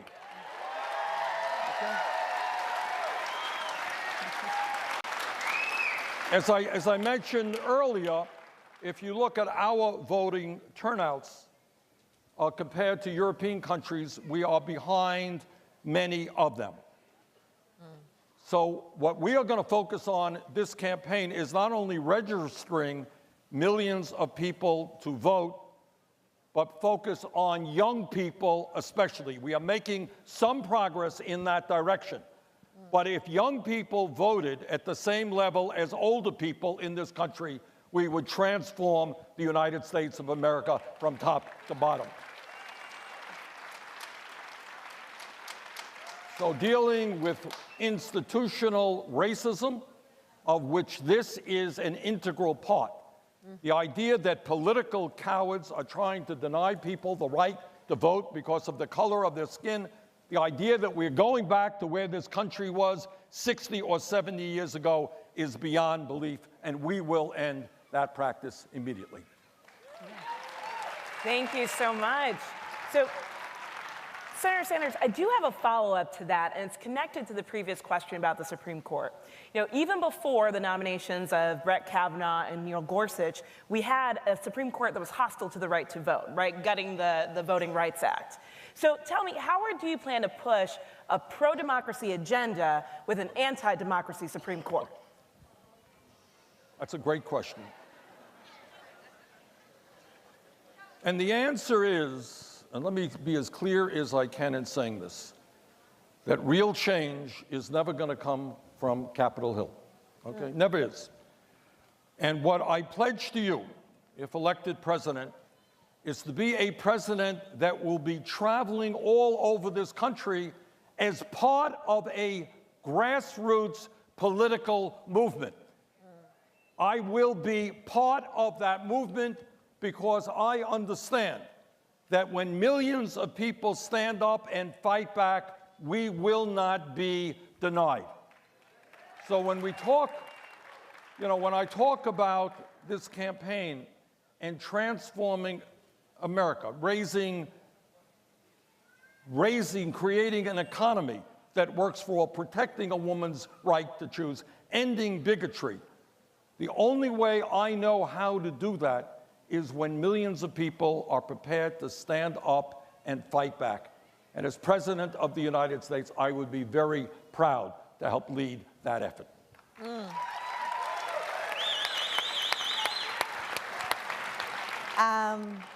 I have been in rooms with people that have been inspired by the vision that you just described. So I believe that you will not only do that, but have already done that.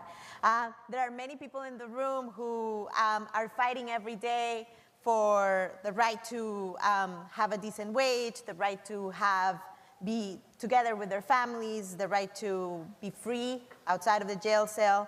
And the final question will be from Pam Roll-Johnson.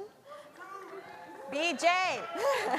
Pam is a janitor at the University of Pittsburgh. Where are the people from Pennsylvania? Okay. Where she has worked for the past 28 years. She's a public sector member of 32. And is fighting against right to work and other attacks on workers' rights. For Pam, her union's not just about justice. It is about love. She met her husband of 16 years, Rich, through the union. And when she's not working, Pam, When she's not working, Pam is deeply involved in her community with several groups involving national wildlife and human rights. She's active in her church and likes to quote Father O'Malley, a Pittsburgh priest who says, "If not us, who else?" Right. So, Pam, take it away.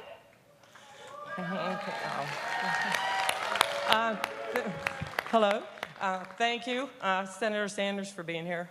As a public sector worker, last year when the Janice and Ask Me decision came through, it affected me and my coworkers. But we fought back as a strong union, which I thank God for.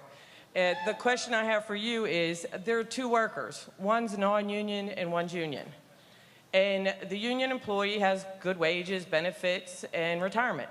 The non-union worker is in a right-to-work state, where they can't even get the right to join a union.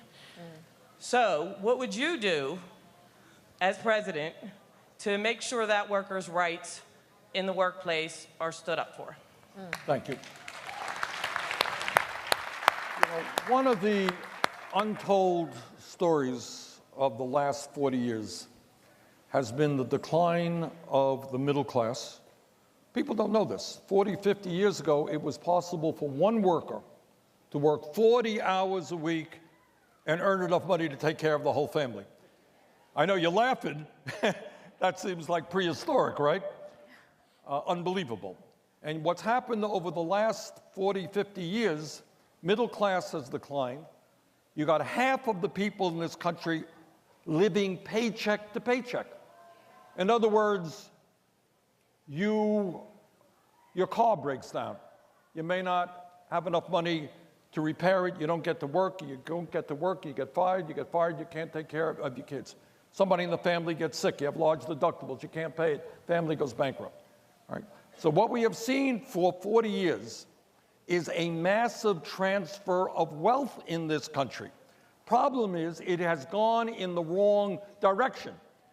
Instead of going from the rich down to the middle class, it has gone the other way. Trillions of dollars have gone from the working families of this country to the top 1%. And I happen to believe that the time is long overdue to reverse that trend. All right?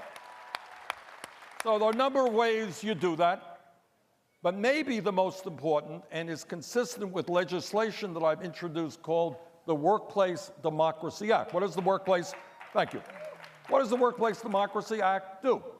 Well, it says that at a time when millions of workers want to join a union but are unable to do so because of illegal employer resistance, it says that if 50 people in a shop plus one sign a card, they got a union.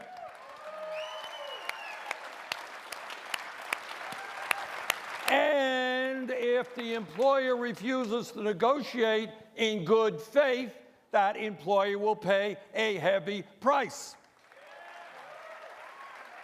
And it says that in America, that legislation that we've introduced says that in America, workers have the constitutional right to organize. That's called freedom of assembly. And therefore, in that legislation, we outlaw the ability of states to pass and maintain right-to-work legislation.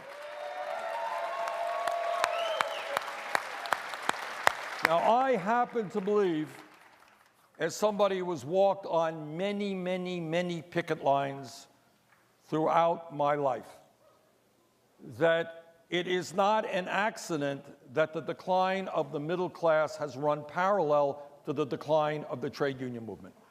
Because at the end of the day, if a worker cannot collectively negotiate a contract, what ends up happening is that employers, the CEOs on top, make over 300 times what their average workers make. That is obscene. And that is why we need to grow the trade union movement in this country.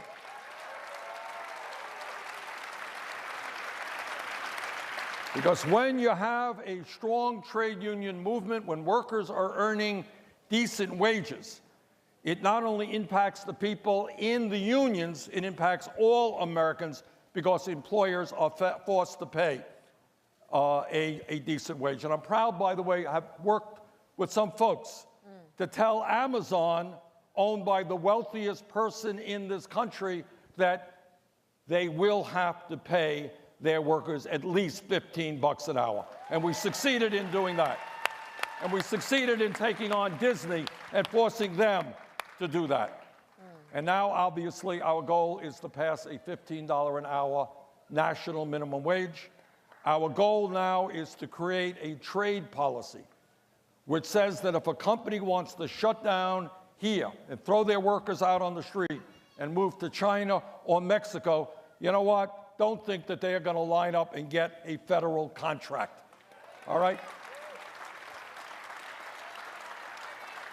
So what we have seen for 40 years, average man or woman today is not earning any more in income despite an explosion of technology and productivity than he or she did 40 years ago, while the people on top are making out like bandits.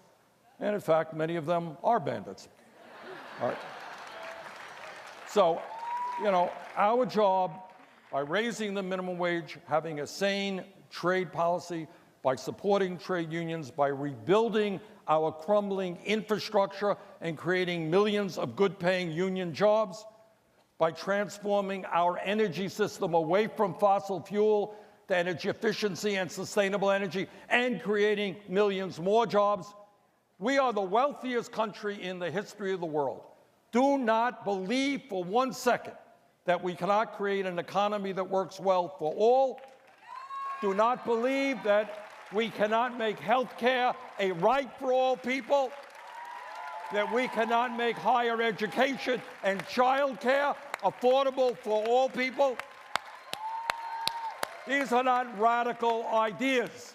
These are ideas that we can achieve when we stand up and tell this 1% that we will no longer tolerate their greed, which is destroying the middle class of this country. Right, thank you so much. That it? That's it. All right, I'm just getting warmed up. All right, give it up for Senator Sanders. Thank you. Thank you very much. Thank you. Thank you. Thank you. Senator. All right, all right. Oh, okay, folks are a little bit fired up, I see. Okay, all right. Should we keep it going, Anna Maria? Let's keep it going. We have more. So, I know that was very exciting. We all know that, Bernie. We're going to hear from someone who has been doing the hard job of governing and actually solving problems in one of the states in our country. Next, we're going to hear from the governor of Washington State, Governor Jay Inslee. He's been the governor of the other Washington, not this one, since 2013. And during his tenure, the state has been ranked the best place to work, the #1 economy in the nation, and one of the country's leading states for clean energy. This is not a small achievement. Before becoming governor, he was a member of Congress where he championed investments to grow America's clean energy industries, and we know how important that is. Before we welcome up, can we do just one thing real quick? Yes. All right, y'all. Are you with me today? Woo, y'all, we're not done. We have 2 more great candidates that we need to talk to. We got to make sure that our voices are front and center, right? Because 2020, it's a little bit of a ways to wait, but when does it start? Now. It starts now. And that means that all of us need to make the commitment not to be in it for a little while, not to be in it just till my issue is taken care of, but to make sure that we're in it for the long haul. Are you with me? Yes. Look at your neighbor, tell him I'm in it for the long haul. You better look at the person behind you and tell them we're going to do this together. All right, y'all. So can you give me that commitment? Give me that commitment to say we are going to stick in this, not just today, but all the way through November 2020, and make sure that we hold every single candidate accountable. Can you give me a yeah?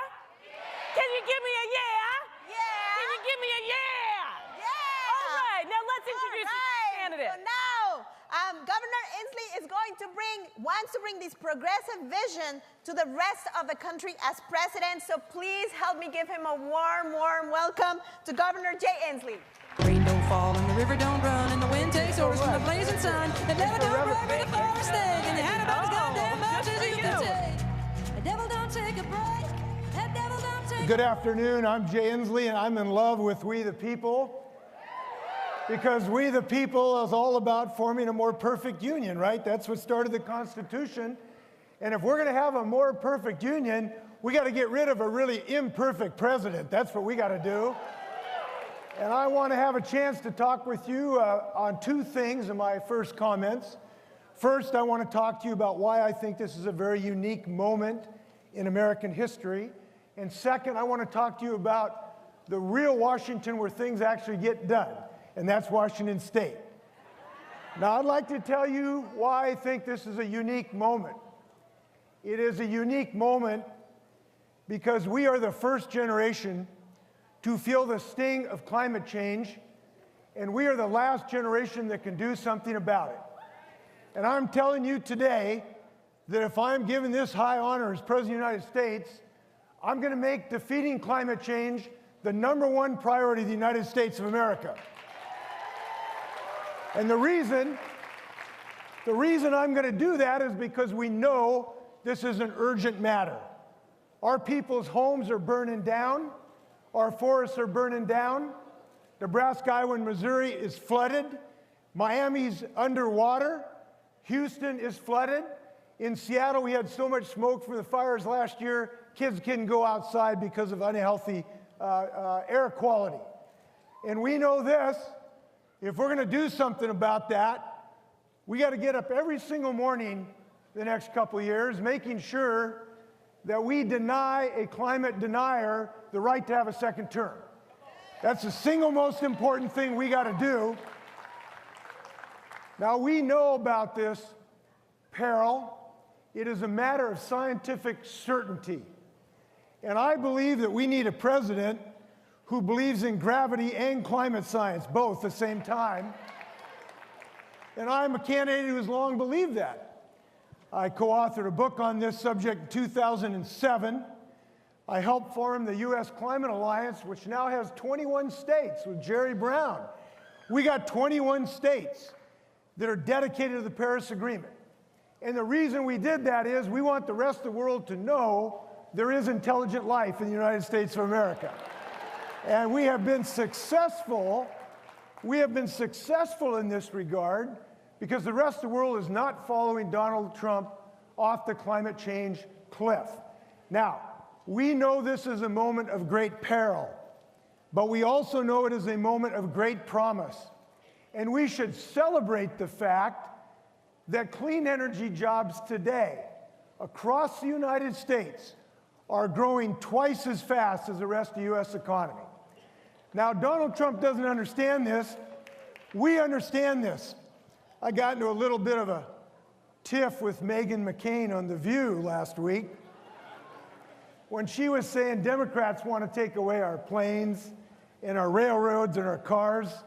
And I pointed out that that day in my driveway was a shiny blue new General Motors Bolt all-electric car built by American workers in Orion, Michigan. That is a destiny. That is the kind of job creation destiny that we know we can put to work across the United States.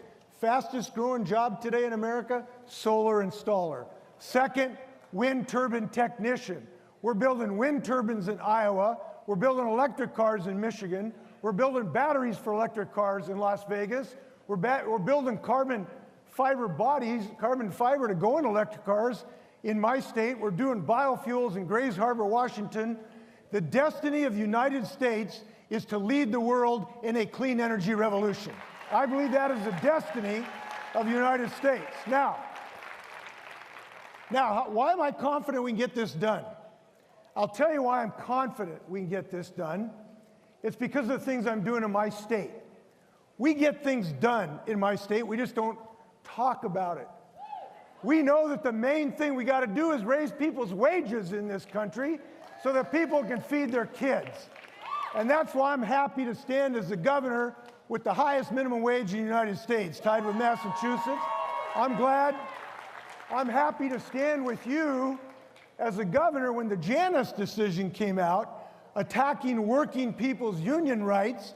I went to work with union leaders to make sure that people still had a right to organize in our state employees. And I'm happy to tell you in Washington State, union employment is up 10% since the Janus decision came out. I'm happy. I'm happy because it's not just wages. We got to have people's ability to be with their families. We understand that value system in my state. So we went to work, and I'm happy to be the governor with the single best paid family and medical leave law in the United States of America. Our people deserve this. Our people deserve this. Our people deserve, talk about families, you know, reproductive freedom is a family issue.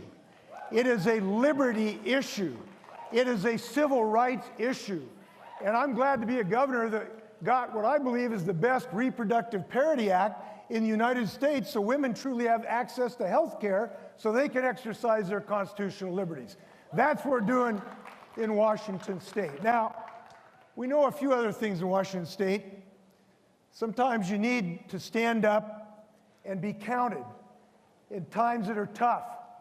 I did that in 1994 when I was a freshman congressman from a red Republican agricultural area. And we just needed a few more votes to pass the assault weapon bill. And people told me you might get beat if you do that. And I said, I don't care. No congressman's seat is more valuable than any kid's life. And I voted for that assault weapon bill. And I lost my seat, and I never regretted it. I never regretted it. And I'll tell you why. Because today I can stand in front of you in D.C. as governor of the state of Washington that has passed 3 major gun safety measures. We are standing up to the NRA. We are beating the NRA. We are developing common sense gun safety in my state. And another thing we believe in our state is everybody gets a shot. And diversity is a strength, not a weakness. Tolerance is a virtue, not a weakness. That's why we have started to do criminal justice reform, because we know the criminal justice system has had so much racial disparity in it. And I'm happy to tell you that I'm the first governor who has not only legalized marijuana, we need to do that nationally, but I've offered pardons to 3,500 people so they can clear their records and get a job and feed their family. And I'm glad we're getting rid of the death penalty. I'm glad we banned the box. And I'm happy to tell you, I was the first governor to stand up against Donald Trump's Muslim ban. I'm proud of that. We got to do some more work. I'll just finish with this. I cannot wait to get on the stage with Donald Trump. And I'll tell you why. He does not reflect who we are as Americans. He is a pessimistic, insecure, non-confident individual. We know America. We are optimists. We are can-do people. We invent, we build, we create. We don't fear the world, we lead it. We don't fear challenges, we embrace them. We don't fear the future, we go build it. That's what we're going to build next 2020 to get a new president. I look forward to this discussion. Thanks a lot. Let's keep talking here. Thank you. Hey, okay. All right. Thank you so much. Good questions. Can you stick here? around with us? Yeah, I got all right. If you answers. don't mind taking a seat You right bet. here. Thank you. All right. My co-MC was so riled up in the back. All right. Here she is. I'm always looking for a vote, you know. All right. Well, thank you so much, Governor Inslee. We really do appreciate you being here. So here's what happens next. We want to make sure, this is We the People. Yeah. So you get a chance to talk to us, the people. All right. We're going to have 3 folks that get the chance to ask you a question. After each question, you'll get about 6 minutes to respond. Now, if you get a little bit too enthusiastic and you miss time, Ana Maria might tap you on the shoulder, or she's there to ask a follow-up question. All right, you ready? Shoot. Okay. Well, our first question for Governor Inslee comes from Sherry Terark, a single mom of 3 who lives in Poplarville, Mississippi. Years ago, before her children were born, she belonged to the United Steelworkers at a local plant. There, she learned the value of having a union. And we all know that's respect, it's dignity, right? Today, she works at a federally contracted call center in Bogalusa, Louisiana, which provides support to people who rely on Medicare and the ACA. It's operated by a company called Maximus. She's trying to bring that same sense of respect and dignity of a union to call centers operated by Maximus, and is a key leader in CWA's campaign to organize for justice at Maximus. Sherry, take it away. Thank you. I'm so grateful for this opportunity to represent my coworkers and to ask the question that we all have. Governor, the call center where I work is run by a company called Maximus. Maximus pays us very little wage. So little that it's about $10.35 an hour. This is difficult for a single person to survive on, and most of us have families, and we are struggling to feed those families. My coworkers and I are fed up. We have been working with CWA to organize the Maximus call centers. Yes.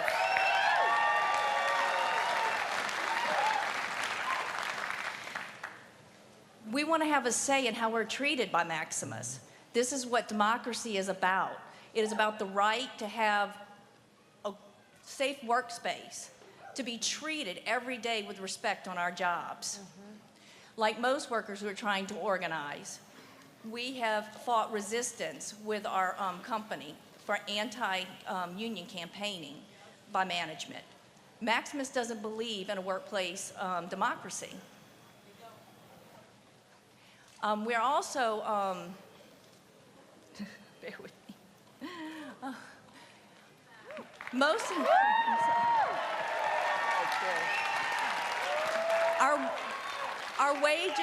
Our wages are not just set by Maximus. They are also determined by the federal government under the Service Contract Act. According to Good Jobs Nation, the federal government funds 4.5 million jobs that pay less than $15 an hour. This is outrageous. This is definitely outrageous. The government should set a good example and not force the American people into poverty.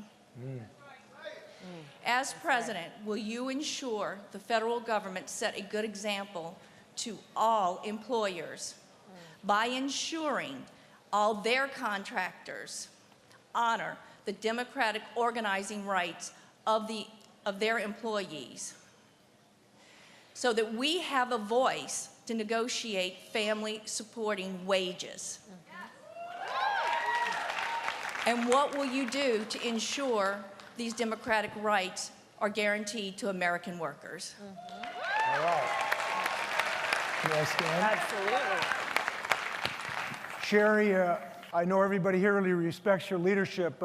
Would it be okay if I called or came and helped you in your organizing efforts somehow? Would that be okay with you? I hope I can do that. I hope I can do that. This issue is an enormous issue. We know we have so many things to do to right the gross inequality that is so infecting our nation right now. But one of the most important is finally to give people meaningful collective bargaining rights and meaningful wages for employers. Now, I'm an employer. Let me start with saying one of the best things you can do to help working families. You give them a raise. It's pretty simple. And so I've got to tell you, as governor, I'm proud. One of the proudest things I've done is get the biggest wage increase for everybody in the educational community in my state history, and a big raise for nurses. We got to get people's raises, and that's what presidents can do and governors can do. I'm doing it, and the president ought to be front and center doing that. That's number one. Now, they got to be able to raise the revenues to do that, right? But we ought not to be afraid to raise it from some of the higher income folks. That's why I'm fighting for capital gains tax, so we can pay people more who are in the educational community in this regard. But there's so many things we need to do to give you a better way to have workplace democracy.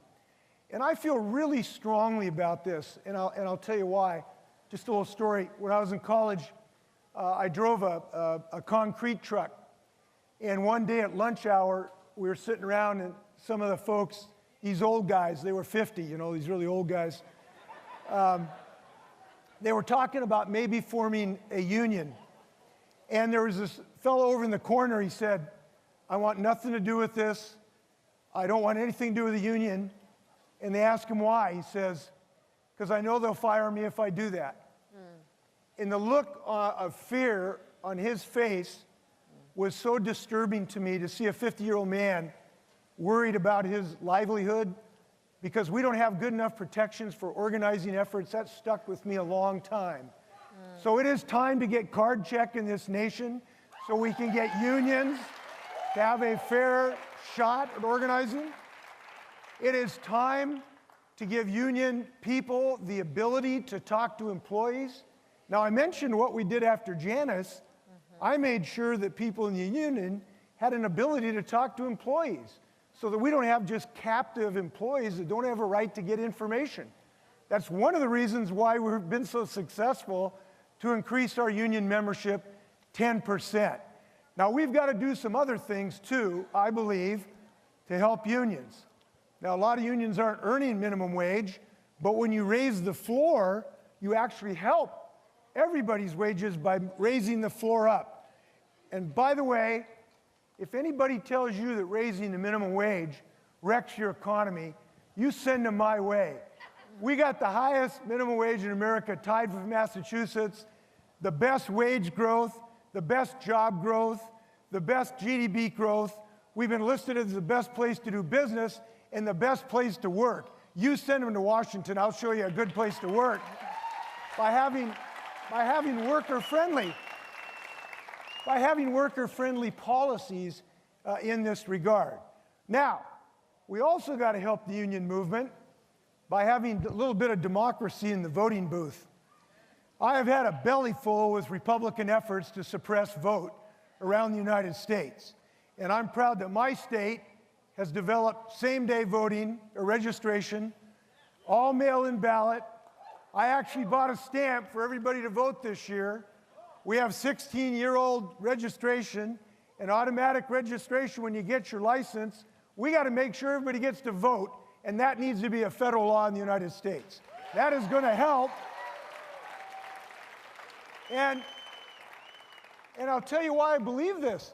Look, as long as some local official in a sort of non-enlightened area that doesn't understand why implicit bias is a bad thing, we do in my state. In fact, I have my cabinet members take training in implicit bias because we believe in diversity in my state. But some of those places, they don't quite get it. And if they're in charge where the voting machines go, you know where those voting machines are going to go. They're not going to go in the black neighborhoods. We got to make sure everybody can vote. We need a federal law that allows a mail-in ballot. Now, there's some other things we got to do, too, I believe. I've strayed a little bit from your question, you've noticed.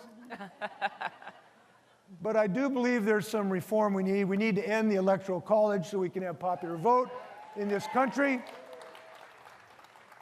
And here's an important point that I think all of us in the progressive community need to realize. If we're going to solve climate change, if we're going to have a major effort to put people to work, if we're going to have an organizing principle to reorganize the federal government around the concept of defeating climate change, if we're going to put millions of people to work, we're going to have to get rid of the filibuster so Mitch McConnell cannot stop us. Now, this is an important issue because I've seen that filibuster stop all progress. So I'm looking forward to getting to know you a little bit. Whether I can get down to Mississippi, I don't know, but I can certainly phone in. And I'll look forward to you when you sign that first contract. We'll pop some champagne corks. Thanks a lot. All right, all right. Thank you, Governor. And don't worry, we'll get you Sherry's contact. Good, I'm going to look forward to it. Go and help out. Okay, so we have another question for you. This question is coming from Alan Perry. Alan is a lawyer and father from Chapel Hill, North Carolina. Oh yeah, you can whoop whoop for Alan. His concern for the climate and the need for a speedy transition to a more sustainable economy powered by clean and renewable energy have really made him a leading advocate for the environment in North Carolina. Alan is the chair of Sierra Club's North Carolina Political Committee and a member of the Orange County, North Carolina Commission for the Environment. Alan, you've got the floor.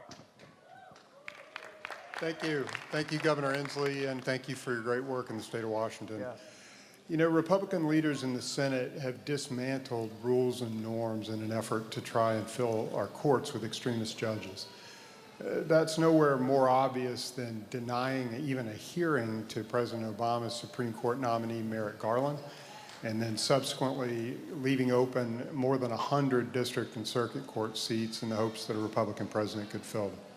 Since that time, the Republicans in the Senate, led by Leader McConnell, have broken the rules again and again to push through Trump's nominees and have done everything they could to hide the record of Brett Kavanaugh to rush him through to the bench as well. Trump's nominees have a demonstrated record of hostility to women, to the LGBTQ community, to immigrants, to communities of color, to working families, and certainly to the environment. Now, as a dad, I'm deeply concerned about the world we're leaving to my kids and to generations to come. And I'm here because I want to help elect candidates who are leaders, who will sponsor and implement the types of bold policies we need to combat challenges like climate change, and will also appoint and confirm fair and impartial judges who will uphold and fairly interpret those policies. So Governor Inslee, if you're elected president, what will you do to preserve the legitimacy of our federal courts and the legitimacy of the judicial selection process, and to ensure that progressive, fair-minded judges are added to the bench? Got it. Well, the first thing I'm going to do is, before I make any major appointment, Alan, I'm going to call you and we're going to talk, okay? And I'm serious about this because the value system that you and the Sierra Club espouse are one that's very deep in my core, very deep in my family, and we know how terrible a bad judge can be to strip us of those rights. And that's going on right now, as you know, because the president has rolled back virtually anything he can get his hands on during the Obama administration. The clean power plant rule, the coal rule, the CAFE standards, and we cannot give him allies on the bench to allow him to do that. So I can guarantee you that if I'm president, we're going to have a very rigorous discussion of environmental law before anybody goes on the bench. But I want to thank you for what you're doing on an electoral basis, and I'll tell you why. It's because what you're doing has resonance for people's real lives all over the nation. I'll just share a little person. When you were talking, her name popped up. Her name is Marcia Moss. She was a resident of Seminole Springs. It was a community of about 200 mobile homes up in the foothills north of Los Angeles until the Woolsey fire came through and devastated that neighborhood. And I went up and saw it, and she asked me to come see the remains of her home before I left. So we walked up to her home, and it was just a bunch of charred aluminum. It was pretty devastating. And she told me that she'd lost everything, literally everything, except two things. One, her driveway, and she had made this driveway with this fancy inlaid rock, and she was very proud of it. And she said, this fire did not take away my driveway. And the other thing she said it hasn't taken away is her hope that we're going to defeat climate change in these fires, because I brought a little hope to her. We need to elect a president who will put defeating climate change the #1 priority in the United States so that she can have hope. And I'm committed to doing that. And I'll tell you why. I know something about this. I wrote a book about it years ago. I introduced bills in 2003. And I know this. If this is not job one, this isn't going to get done. So we cannot put climate change just kind of on a checklist. We can't put it on a things to do list. And right now, I'm the only candidate who's saying this, that this has to be priority #1. Now, this is a winner electorally for us in the United States. And I'll tell you why I believe this. Last year, I was chair of the Democratic Governors Association. We flipped 7 seats from red to blue. That is the biggest haul in the last 36 years. We won Wisconsin, Michigan, Minnesota, Illinois, and Kansas. And the reason we won these seats is we came at it with an economic growth message of trying to lift people up economically. And that message resonated.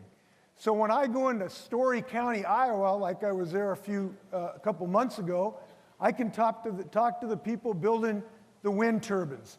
When I go into Las Vegas, I can talk to the solar manufacturers and the battery technicians manufacturers. When I go into Michigan, I talk to the people building electric cars. That is a message that resonates that we can win on. Now, it helps because we got this guy in the White House. Look, he said the other day, well, gosh, when the wind doesn't blow, how is our televisions going to work? Apparently the man has never heard of batteries. He doesn't know his tweeter machine works on batteries. He just doesn't understand that. We fundamentally understand that. And I believe that the Democratic Party is in touch not only with science in this regard, not just understanding ocean acidification, not just understanding how infectious diseases are moving north. We understand the basic character of America. And you win on character. We're the optimists. They're the pessimists. We're the confident party. They're the insecure party. We're the party that wants to grow jobs for the future, not just the ones of the past. We're the party that wants to have a transition that will help with income inequality. We got to help frontline communities, marginalized communities, communities of color, because we know it's always the poor folks who are living next to the freeway, right? They're the ones living under the smokestacks. So when we design this system, we need to have a just transition to a decarbonized economy, not just a transition. We're doing this in our state. And going back to what I think Sherry said, when we do this, you know what we ought to build into our procurement policy? You got to have prevailing wages if you're going to get a contract, okay?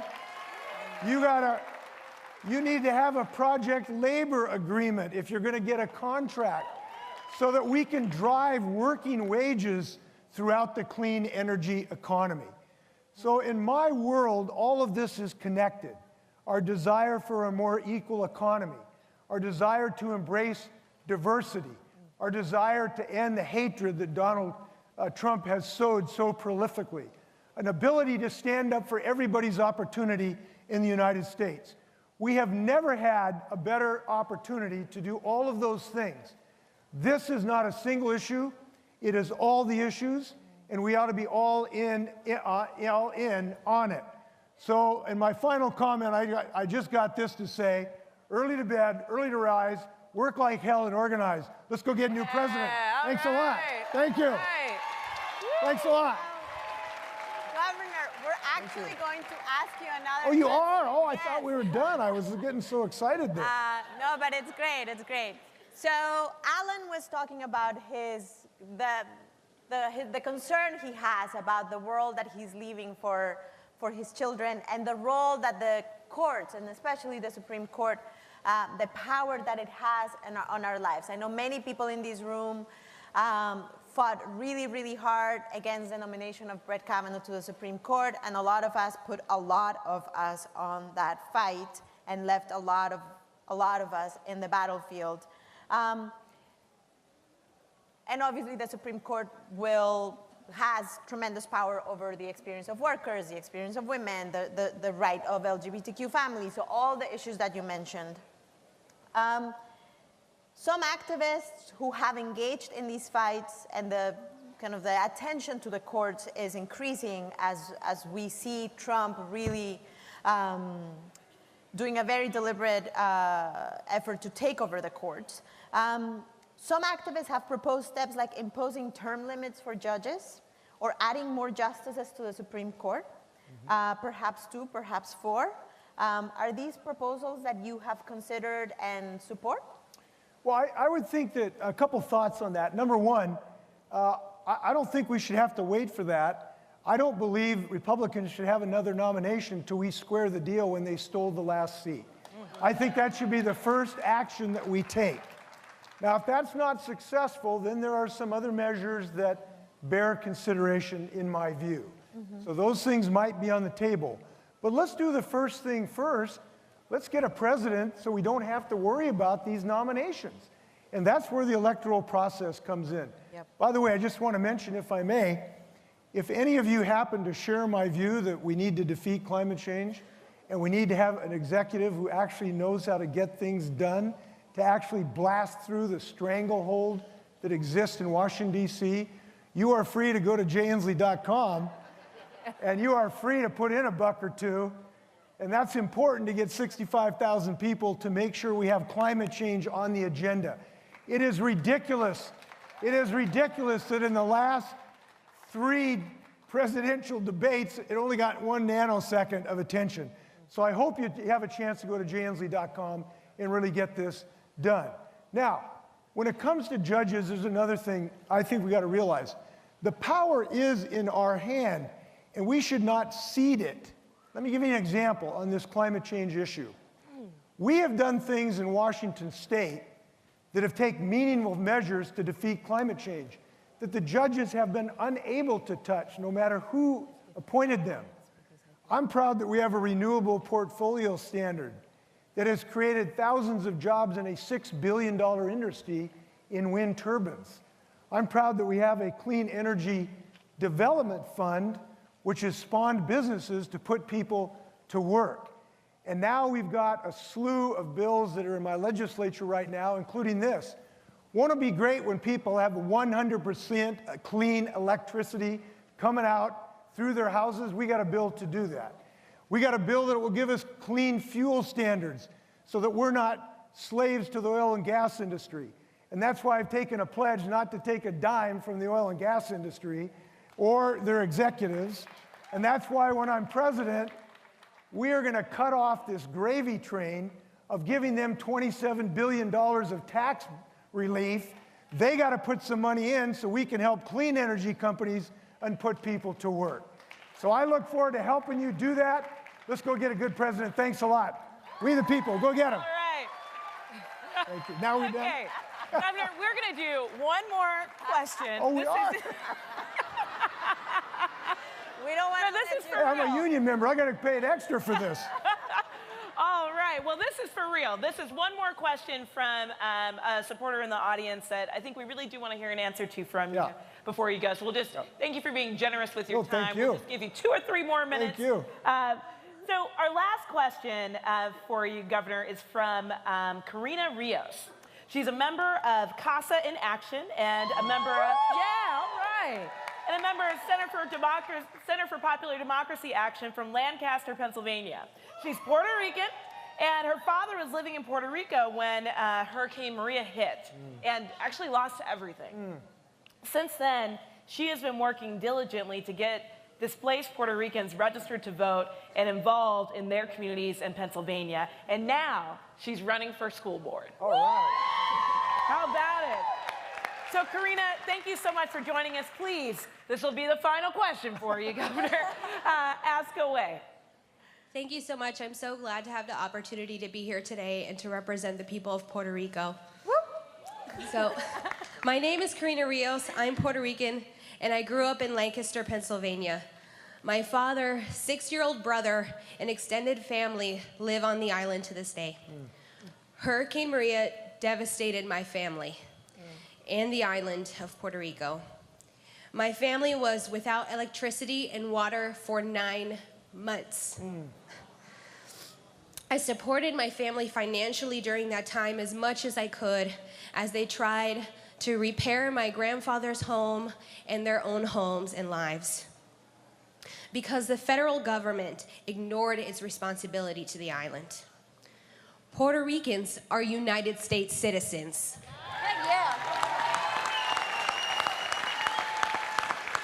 Yet, Puerto Ricans who live on the island have been treated like second-class citizens for their entire lives. Boricuas are resilient. Boricuas are resilient. Despite not having quality health care, education, voting representation in Congress, they have continued to fight for their lives, to call their island home. They deserve the right to have agency over what happens to them. They have a right to determine what their status is as a country or otherwise. So my question is, what steps will you take to ensure the right to self-determination of the Puerto Rican people and a permanent, fair, transparent process to end 121 years of U.S. colonialism in Puerto Rico. Also, are you committed to passing a Marshall Plan to rebuild Puerto Rico that provides clear guidelines on community oversight and can ensure that Puerto Rican people have a voice in their government? Thank you. All right. Well, no, I am not committed to a Marshall Plan. I am committed to a Karina Plan. That's what we're going to name it. And I think we should because of your passion on this subject. And I'm glad you're here to voice this. And I want to tell you that there are millions who share your anger at this president for what he has done to this island people. And unfortunately, it is consistent with his pattern of using people who don't look like him as whipping boys and women, of denying their needs economically and every other way. And this is one of the saddest chapters of the American relationship with people who live across the waters. And I can tell you this has been very angering to me. When I see this, when I see the child separation, when I see what's happened to this island, to your father, it's very angering to me. When I got a call, I was getting on my bicycle a year or so ago, and my chief of staff said, they're separating people down at SeaTac Airport. They won't let Muslims into the country. I immediately drove down to the airport and tried to help these families to get back together, and we were able finally to do so. And I'm glad we succeeded to some degree of slowing down the inhumanity of this president. So this is very angering to me, but we need to forge it and make it into a positive force. So I am committed to listening to the destiny of the people of that island to determine their own destiny, and if statehood is their desire, they ought to have it. That's what I believe. Now, I also ought to believe we got about 600, 700,000 people right here in the nation's capital don't have a vote. That's ridiculous. They got to get a vote as well. So I'm committed to this, and I'm committed, since you mentioned an island, I can't avoid mentioning this. We've actually already had an island disappear in the United States. It's a small island in Hawaii because of rising sea level rise. Just because a lot of people who live on islands don't look like Donald Trump, he should not ignore them.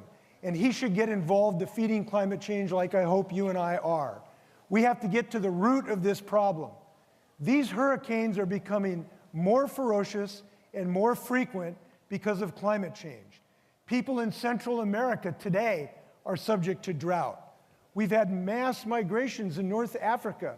We've had people in Bangladesh. Millions and millions of people are suffering, are going to suffer because of rising sea levels, because it's usually the poor that are most vulnerable. They don't have houses built of concrete and rebar. They're the ones who lose their houses in these atrocious storms. So I think the most important thing we can do is make sure Donald Trump is a blip in history, fight climate change, help your father any way we can, and get a new president first. Thanks a lot. All right. Now, just a few our job? more. Yes. Thank you. Now we are going to let Yes. you know. Let's give it up one more time for the governor. Thanks a All lot. right. Thank you. Thank you, guys. Thank you. All right. Thank you. All right, y'all. Woo! My friends, how you feeling? Good? All right. Y'all, we have just one more candidate as a part of our presidential forum. Are you going to hang in here with me? You going to hang in here with me? Y'all, let me just ask you this. You know, I feel like we have to remember for whom we do this work, right? We got to make sure that every time we're hearing about a candidate, we're talking about democracy, that it's grounded in the communities that we serve, the families that we care about so deeply. So I want everyone just to think about, when you think about why you're here and what you're fighting for in 2020, think about one person who comes to mind. What's the name of that one person who you know you are fighting for their salvation and everyone else's in your community? Think about who that person is. And on the count of three, I want us all to just yell that name into the space, all right? Can you do that with me? Yeah. 1, 2, 3. Haley. Emilio. Sandra Bland. Yes. Y'all, this is why we're doing this work. So one more thing we're going to do to kind of bring that energy back into this room while we await our final candidate, we want to do a little bit of a chant here. Oh. And then we're gonna play some music. See how your rhythm's doing.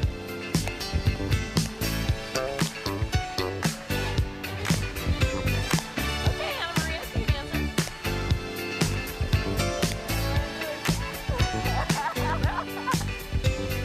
I guess you're doing okay. We are family. Hey. I got all my sisters with me. Ooh, my rhythm ain't it. We are got it. family. Get up, everybody, and sing. Where you at, y'all? Family. I got all my sisters with me. We are family. Get up, everybody, and sing. We are family. I got all my sisters with me. See you up there. Hey. We are family. Get up, everybody, and sing. Everyone can see we're together. All right. Yes. All right, so democracy is also fun and it's invigorating. And this is what democracy looks like. So we're gonna do a little chanting to remind ourselves. We're gonna have the people from here, there. This is will my chant side with right Kelly, here. And the people from here to the left, my left, will chant with me. And Kelly will get us started. Okay, are y'all ready? Y'all are my side, so we got to make sure we're representing on strong side, all right? Okay, we're going to do this is what democracy looks like. Our job is to say, this is what democracy looks like. This is what democracy looks like. All right, we got it, strong I side. have a question. Show me what democracy looks like. So we will start on this. We'll start on this. Okay, so my people, show me what democracy looks like. Show me what democracy looks like. This is what democracy looks like. Show me what democracy looks like. This is what democracy looks like. Woohoo! All right, y'all. We are showing and we are telling what democracy looks like up in here. So my friends, are y'all ready for our final candidate of the night? All right. Y'all, today I am happy to welcome New York Senator Kirsten Gillibrand. Woo! As Senator, Kirsten Gillibrand led the repeal of Don't Ask, Don't Tell, spearheaded the passage of the 9/11 Help Bill, and wrote the Stock Act to ban insider trading by members of Congress. She's been the Senate's leading voice against sexual assault on college campuses and in the military. And before becoming a senator, y'all, she held a seat in the House of Representatives. She served as a law clerk, and in the Department of Housing and Urban Development under the Clinton administration. And now, she's running for president and taking on Trump. Y'all welcome Kirsten Gillibrand. I do my hair talk, check my nails. Baby, how you doing?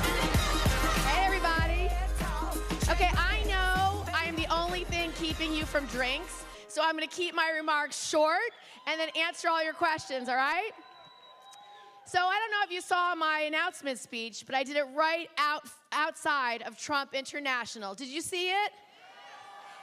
Well, the reason why I took the fight to him is because President Trump is creating so much division and hate in this country, but he is very small. He is weak, he is a coward. He is a leader who actually punches down. He demonizes those who need our help, those who need our support. He demonizes the LGBTQ community. He demonizes our transgender troops. And when you have a bully like that as President of the United States, what it means is it loses who we are as a country. Our country, at its best moments, has always been strong. In fact, we don't even remember what it's like to have a president who's brave. Do you remember what it's like when a president says, let's send a man to the moon? Or when a president says, let's pass the Civil Rights Act? That's what bravery looks like. It's when you're willing to take on the battles that no one else is willing to take on, and you are willing to do the thing that is really hard to do.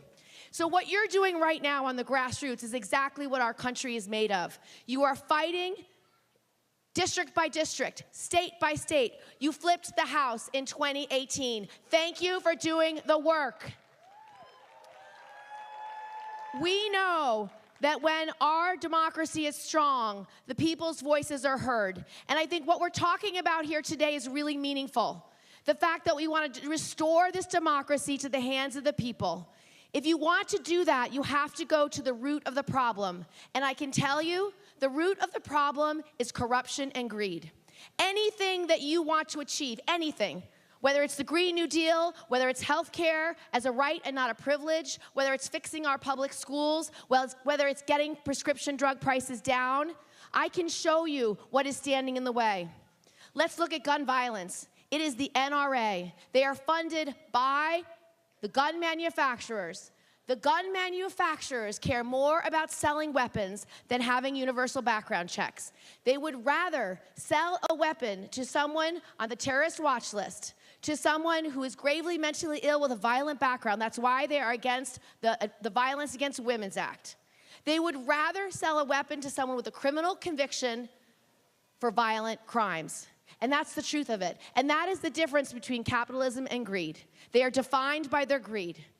Any other issue that you care about, let's say health care is a right, well, you have to be willing to take on the insurance companies. If you're unwilling to take on the insurance companies, you will never get to health care as a right and not a privilege. That's why I'm for Medicare for all, and that's why we have to fight to pass Medicare for all.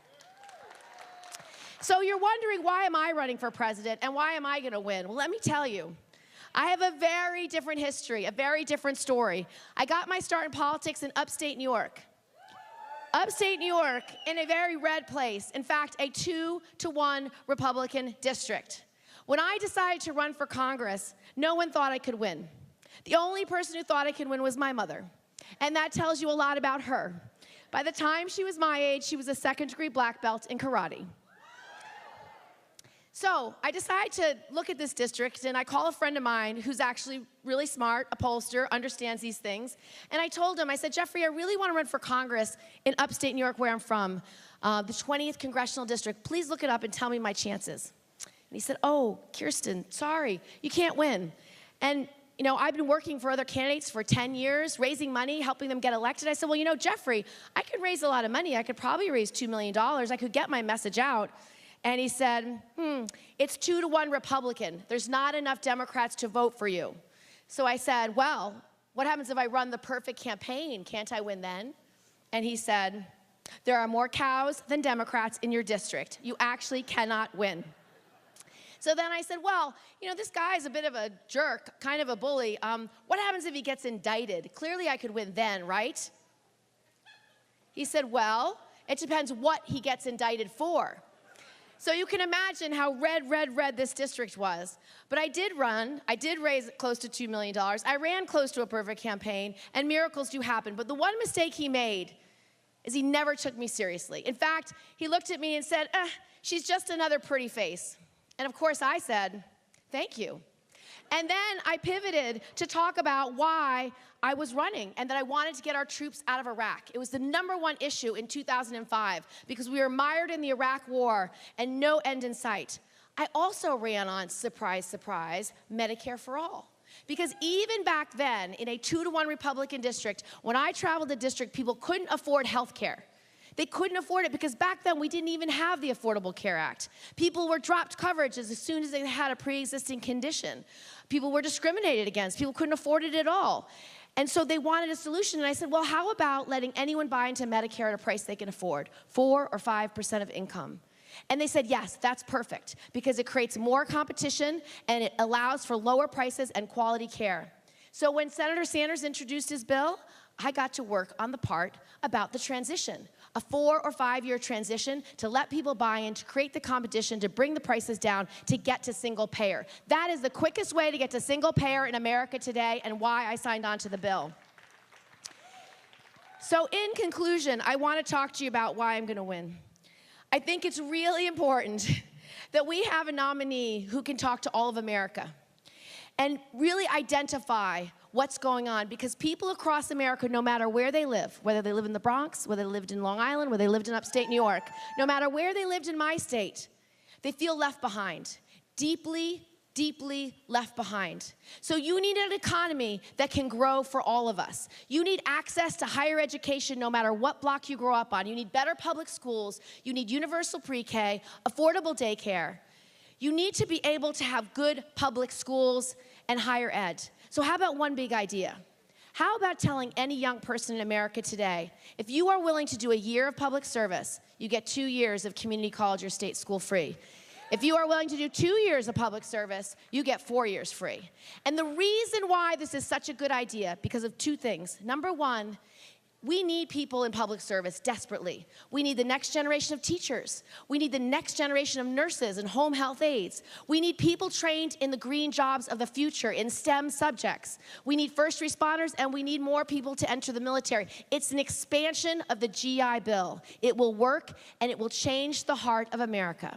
So the anecdote to President Trump, who has spewed hate and division for the last 2 years he's been in office, is to take and ask America's young people, ask what you can do for America, not what America can do for you. And that's the truth of it. And so when they do public service, their hearts are changed, and we change the character of this nation in a generation. So I have 30 seconds left, so I'm going to leave you with one other big idea. So as I've been traveling around the country, the biggest concern people have right now is underemployment. It's not unemployment, it's actually underemployment. Because people are working hard all across our state and the country, but they're not being paid enough to make it into the middle class. Just not. They can't cobble together enough hours, they can't make ends meet. So why not make a commitment to America and say, if you want to work full-time, if you are unemployed or underemployed, we will pay for your job training. So whether it's in a state school, a community college, a city college, a not-for-profit, or an apprenticeship program, we will pay for your training to get a higher paying job so you can earn your way into the middle class. That is one of the best, cleanest ideas to take on institutional racism, to take on people who have been left behind and feel the economy is not built for them, for all the people who feel the system is rigged and know it. That is the best solution. So that is a way that I think we can make the economy grow and make sure every person in America has a chance to live up to their God-given potential. So let me answer questions. All right, thank you so much. Thank you. Now you get to hear from the audience some of their questions. So this is how it's going to work. I will introduce the people who are asking questions. You will have about 6 minutes to answer. If within the 6 minutes time we have time for a follow-up, we will ask you a follow-up question. You will get 2 questions. And that is it. If you are running over time, Kelly will tap you on your shoulder. I hope that's okay. Keep it short. All right, so let's do it. The first question for Senator Gillibrand is from Jeremiah Lowry, whose hometown is right here in Washington, D.C., and hopefully the future state. Jeremiah is a long-time advocate and community organizer and has been a leader for years on campaign finance reform, food policy, programs for seniors, urban gardening, worker protections, and climate change. Just last year, he put all that experience to work to run for city council. Can I get a round of applause for folks willing to throw their hat in the ring to represent the best vision of our country? So welcome, Jeremiah. Take it away. How's it going? My name is Jeremiah, and I'm representing the DC chapter of Sierra Club. Woo! Thank you. Climate change is no longer a thing of the future. We're seeing superstorms, drought, flooding, and wildfires ravaging our communities, and report after report demonstrating that the worst is not too far off if we fail to act. Yet Congress and the White House are not only failing to act in the past 2 years, they're sought to make matters worse as corporate polluters fill jobs in this administration and the campaign coffers of politicians. We must get corporate polluters money and the significant influence that comes with it out of politics, so the government will act on the people's best interests, not the fossil fuel industries. I understand you've chosen to not take corporate PAC money, but we need to do more. If elected president, would you commit to pushing for a small donor public financing system for federal elections, and why?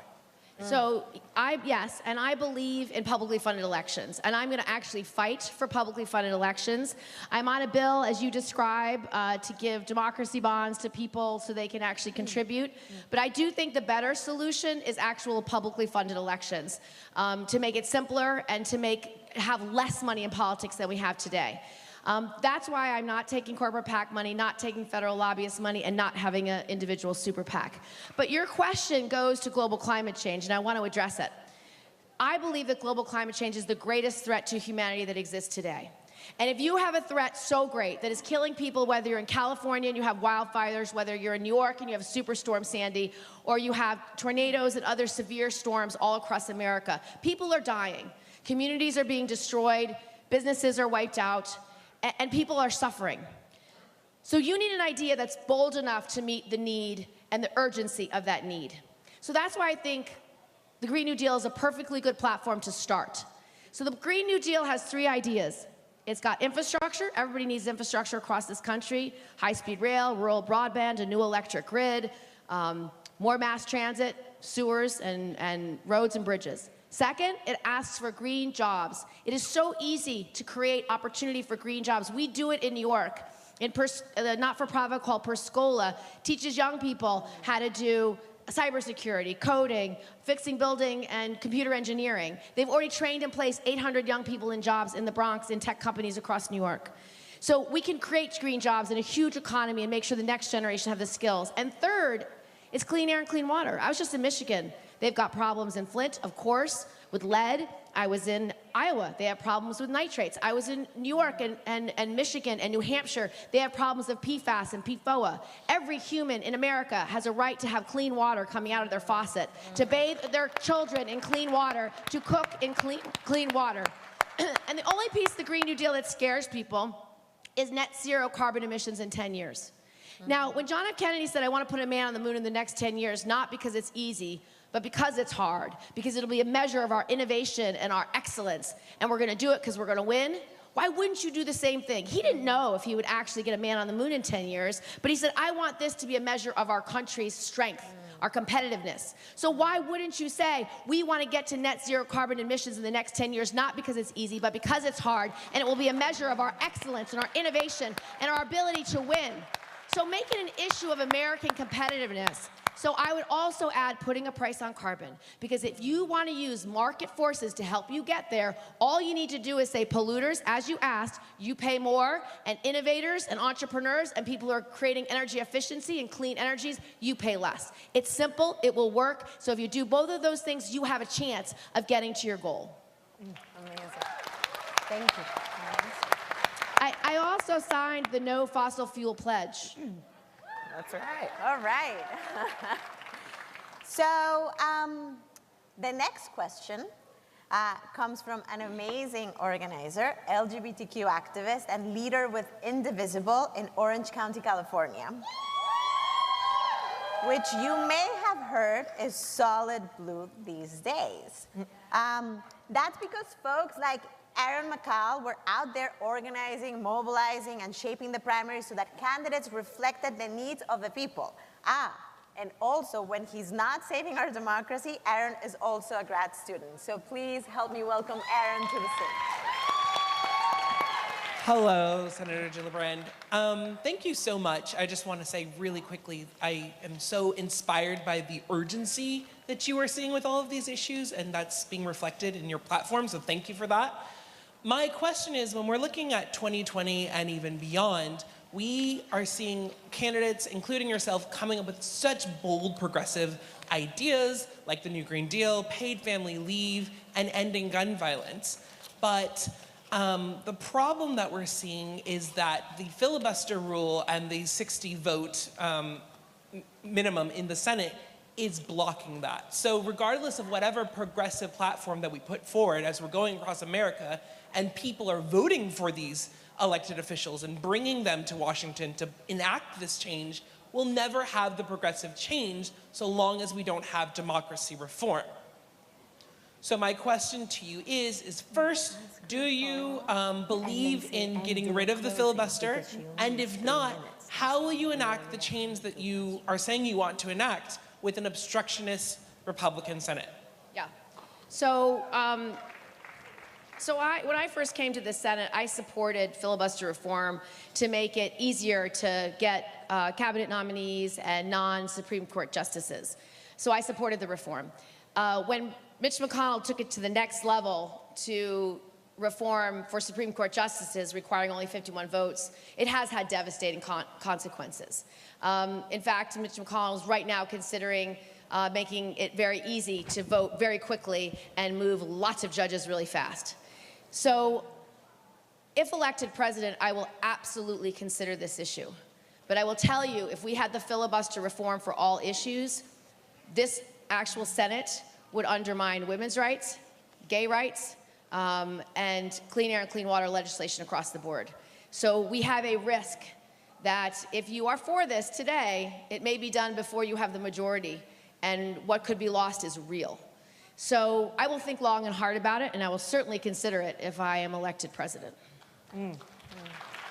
Yeah. Thank you, Senator Gillibrand. You know, I do want to follow up on that because in so many different, you mentioned the courts, but in so many different ways, excuse me, you mentioned the filibuster, but in so many different ways, our democracy is truly in peril. You know, one of the things that resonates with me is that in 2 of the last 3 presidential elections, the person that won the popular vote did not move into 1600 Pennsylvania Avenue. It's annoying. So tell us more about ways that you would think about protecting the vote and other key pillars of our democracy if you were elected to the presidency. So for me, I actually introduced a bill today about getting rid of the Electoral College. One person, one vote. Don't we agree? So that's step one. But we know from Stacey Abrams' race that voting rights is being threatened every day. As the #1 issue that she has fought for, she knows, at least I believe she would have won but for disenfranchisement of voters. So we have a real risk right now around the country that there are state legislatures who are actively trying to make sure voters don't get the right to vote. So we need a platform of ideas about what to do to actually protect our right to vote. I've been working with John Lewis for the last several years on 10 ideas about how to do that, and I'll just name a couple of them because they would make a difference. We should certainly have early voting in all states, period. 2, we should have paper ballots so that we actually, or a paper receipt for all ballots so we can actually do a recount if we needed to, given how much Russia wants to hack our elections and undermine our elections. 3, I would make sure that Election Day is a day off. It should be a federal holiday for all workers, because otherwise you might not make it to the polls in time if there's long lines, or you might not have those hours free. I would allow for early voting. I would allow for vote by mail. I would allow for automatic voter registration when you turn 18. And I would allow for registering to vote online. Several states already have it. So that's just a thumbnail sketch of some of the voting reforms that we should all be for and be really mindful of pushing, because honestly, there are Republican legislatures and governors across the country who do not want everyone to vote. And we saw it clearly in action in Georgia. Thank you so much. Let's give it up for the senator, y'all. All right. Well, we've got a couple more minutes with you, Senator. Is there anything that you want to send this group off with? This is a group of community leaders, organizers. They're committed to making sure that we fight for justice out in the community. What can you leave us with as we're looking towards 2020? Okay, this is a choice we are all going to make right now, and it's this. What are you willing to do to make sure President Trump is not the next president for another 4 years? What are you willing to do to make sure President Trump is not the president for the next 4 years? I can tell you what I'm willing to do. I am willing to stand up to President Trump. I am the senator who voted the most against President Trump for his cabinet nominees. I am going to stand up to him every chance I get, because that is who I am. The question we must ask each other now: will you be brave? Will you do what it takes to defeat President Trump? Brave wins. So will you be brave? Will you fight? Will you fight with everything you have? Will you never give up? Will you never give in? Will you fight like your life depends upon it? Because the truth is, it does. Yes. All right, let's give it up for the senator, y'all. All right. Give it up for Senator Gillibrand. Thank you so much. Thank you. Yes. Thank you so much. Thank you so much. Well, thank you. Thank you. All right, y'all. One more time for Senator Gillibrand. All right. My friends, we had a forum today, y'all. We did it. And I just want to say thank you to every organization that sponsored this event. Thank you to the cleanup crew that's going to come in here and make sure that we're taken care of. Thank you to the servers. And thank you to the members of Local 22 that were the stagehands tonight, y'all. All right, before we leave, we will make a commitment to each other. And for security. We will thank each other for our presence, for our willingness to stay through a very long day, for our ability to bring the dreams of our people into this room, and for our commitment to fight for a country where we can all be free. Before you leave, we're going to do something beautiful. So yesterday would have been the 95th birthday of Cesar Chavez. 95th. Yes. Si se puede. So he said, one of the many wise things he said was, once social change begins, it cannot be reversed. That's right. You cannot uneducate the person who has learned to read. You cannot humiliate the person who feels pride. You cannot oppress the people who are not afraid anymore. So today we leave with our pride and our fearlessness full in our hearts, and we're going to close this meeting like Cesar Chavez closed every single one of his meetings. Stand up, put your hands up, and we're going to close with a unity clap. You ready? 1, 2, 3.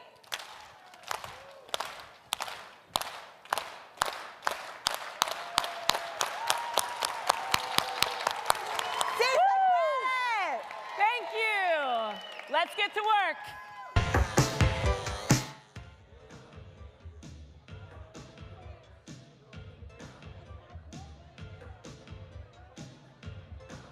DJ Carmen's new